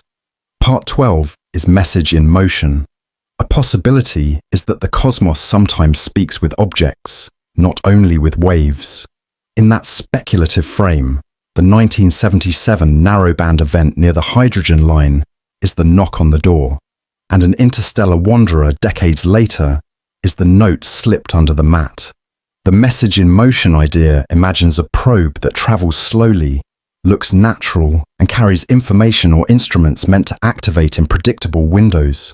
It is a cinematic thought, but it rises or falls on testable predictions, not on mood.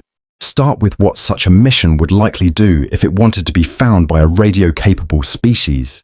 It would transmit near a universal landmark like the hydrogen line, and do so in a way that matches celestial mechanics. That means a narrow, exceptionally stable tone, whose frequency drift mirrors the known motions of Earth and the object, or even compensates for them to make our listening easier. It might also repeat on a schedule tied to geometry, at closest approach to Earth, at a perihelion milestone, or during a planet flyby, when attention and sensitivity peak. It would favor polarization properties that look engineered rather than plasma-born, and if its architects were generous, it would include structure, on-off patterns, simple encodings, or mathematical sequences robust against noise and misinterpretation. A second prediction concerns motion. A disguised probe that steers with vents would leave a signature in high-precision astrometry. A coherent non-gravitational acceleration that cannot be reconciled with sunlight-driven jets. Natural jets, track illumination, thrust masquerading as jets would not respect day-night cycles, and it would repeat with a regularity tighter than thermal physics allows. Night-side impulses or course corrections during times when heating is weak would be red flags. Rotation matters too. If the small push rotates with the nucleus in a pattern that stays phase-locked for weeks with uncanny precision, guidance is a better explanation than a patch of ice. Composition is a third test bed. A messenger that hides in a cometary shell would still have to carry materials that nature rarely makes. Spectroscopy could catch that in three ways. One is unfamiliar combinations of lines hinting at engineered alloys or polymers. Another is isotope ratios wildly displaced from stellar norms, the kind you would expect from industrial fractionation rather than from nucleosynthesis. A third is thermal behavior that betrays power, a faint, persistent heat source below the surface, stable across day-night cycles and inconsistent with sunlight alone, would be hard to explain away as geology. There are, however, strong objections to the whole concept. The first is cost. Radios are cheap compared with probes. If you want to be noticed across light years, continuous or periodic transmissions are vastly more efficient.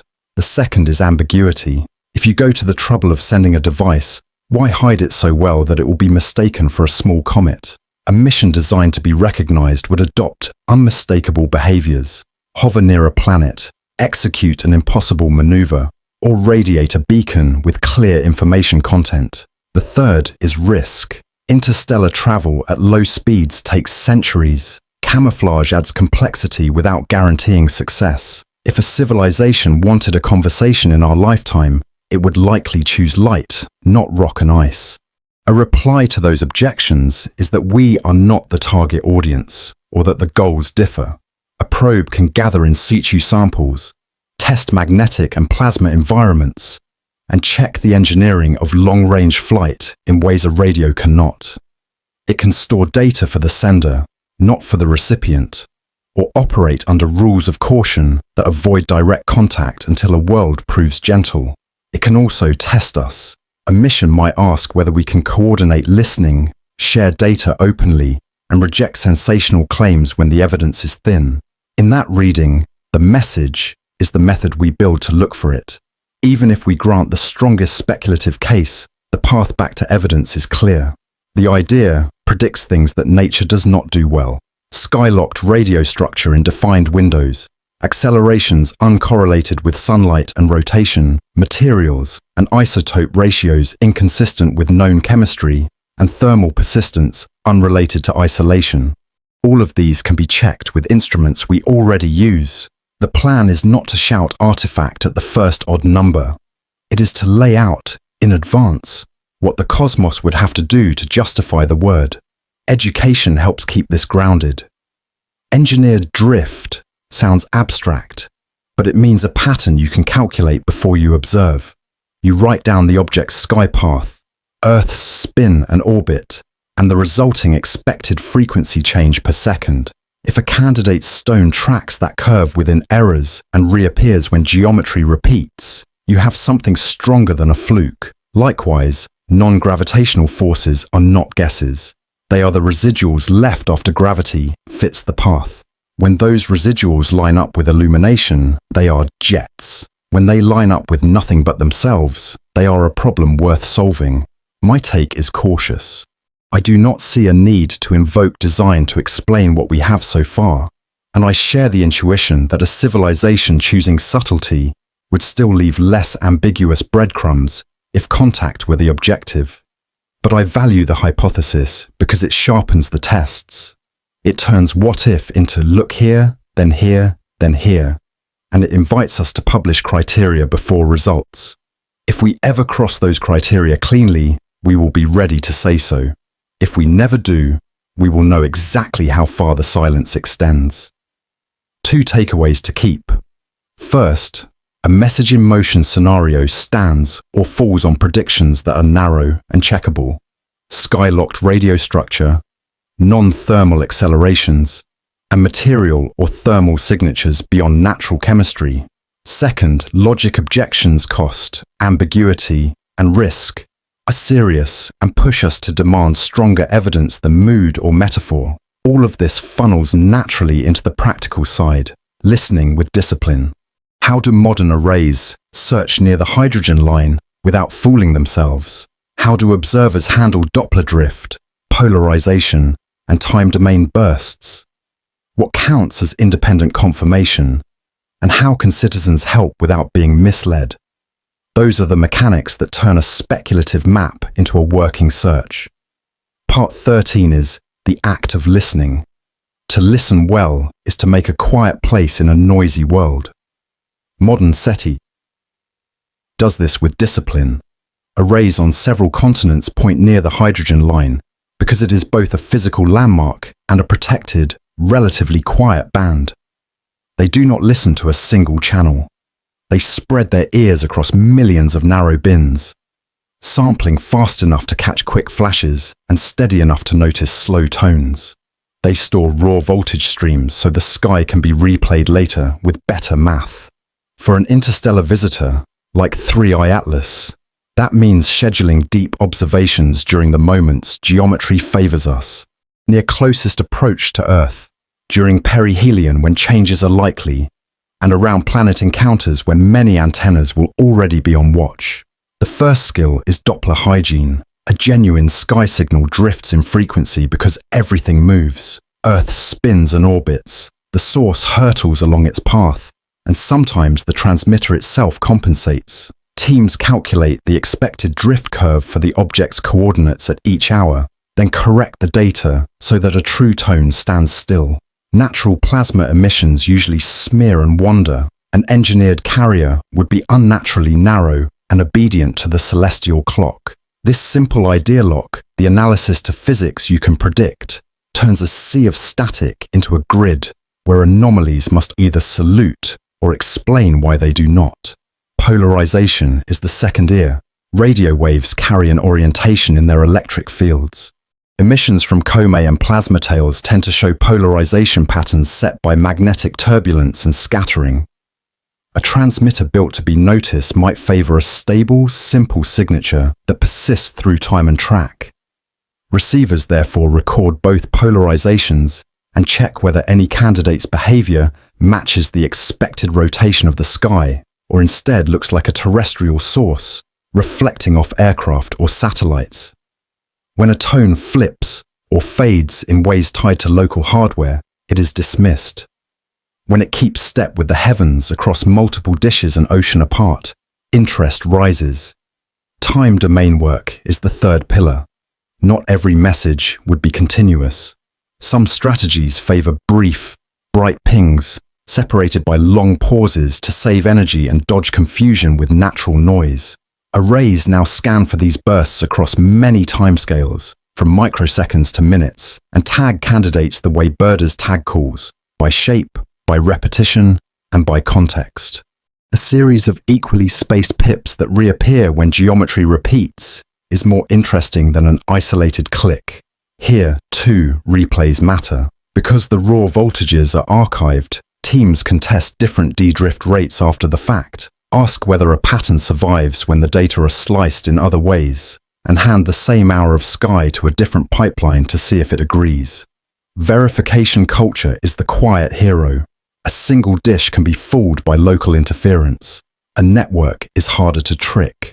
When one facility flags a candidate, others with line of sight aim quickly, capture their own voltages, and run their own corrections.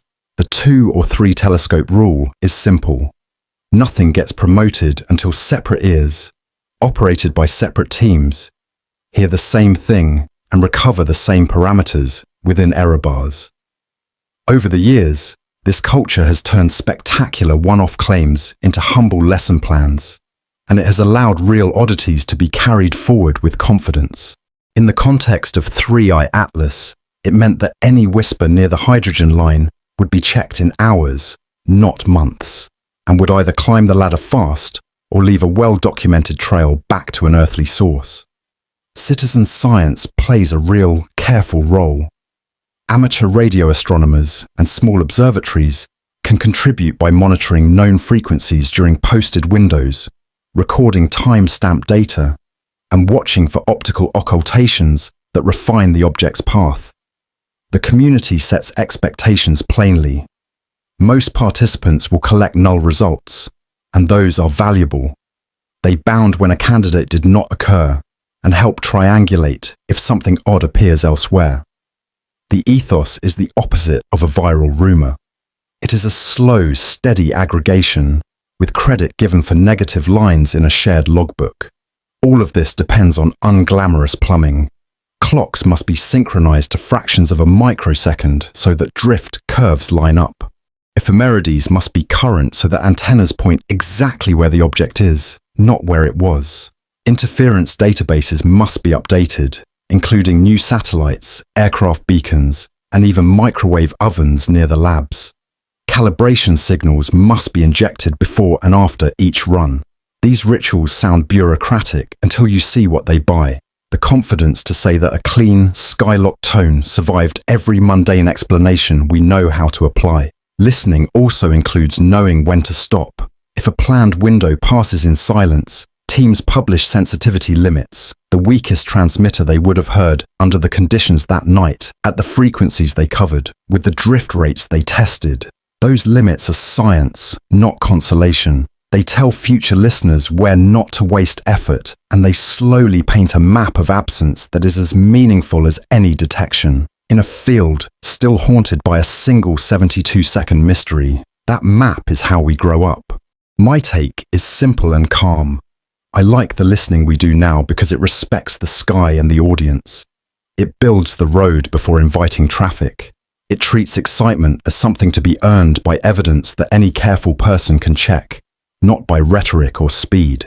If a message rides with an object like 3i Atlas, this apparatus will be ready. If there is only the hush of natural radio and the soft hiss of plasma, we will still take home a better instrument and a better habit. 2 takeaways to keep. First, truly modern SETI is not a single antenna waiting for a miracle. It is a coordinated, replayable, multi-facility practice that turns candidates into either lessons or landmarks. Second, silence is stitched into the method. Documented nulls narrow the search space and make any future claim stronger by contrast. From listening, we step into learning of a different kind. Even if every band stays quiet, interstellar visitors carry value as samples and clues. They tell us how other planetary systems build ice and rock, how grains evolve in deep space, and how life's raw materials travel. In the next part, we lift our eyes from signals to substance and ask what 3i Atlas teaches beyond SETI. Part 14 is beyond SETI. Even if every receiver stays quiet, an interstellar visitor is still a gift. It is a fragment from someone else's workshop, shaped by temperatures and pressures our own solar system may never have known.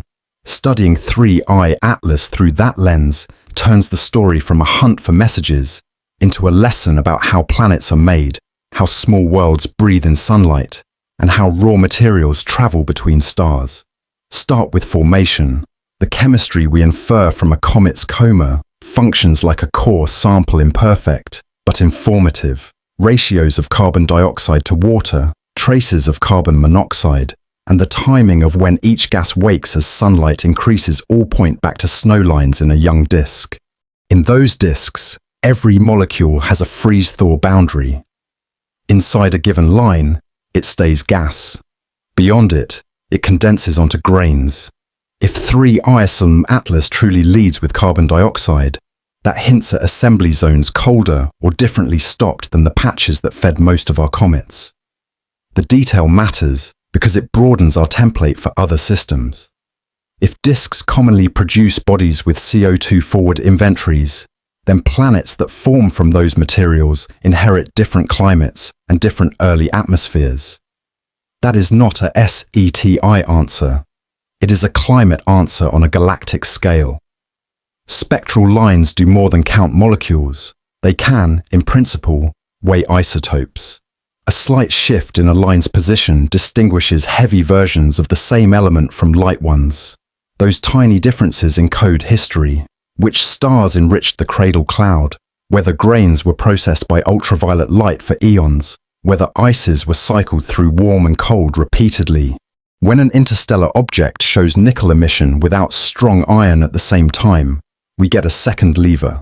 If later spectra also reveal unusual isotope ratios, we can place 3 Atlas on a rough family tree of stellar neighborhoods. That family tree is how we turn a single traveler into a data point in galactic archaeology.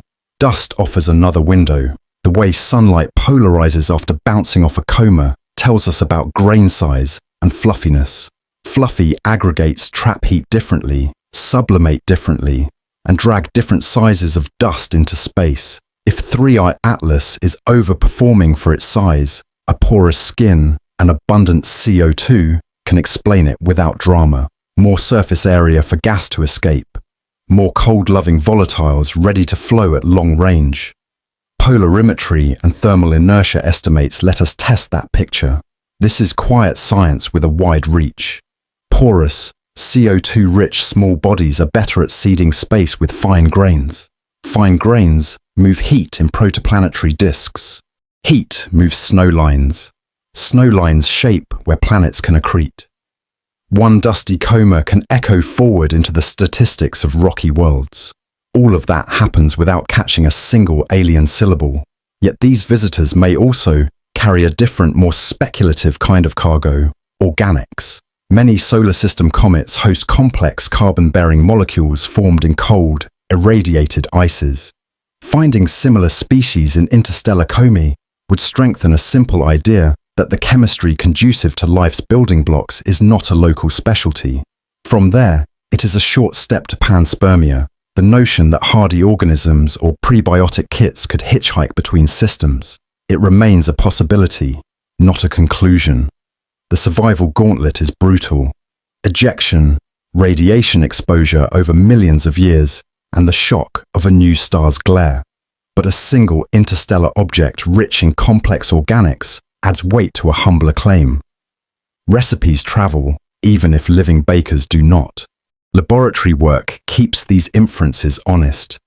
In vacuum chambers, teams stack powdered silicates with water, CO2, and organics, irradiate the mix, and then warm it on command. The gases that come off trace a curve.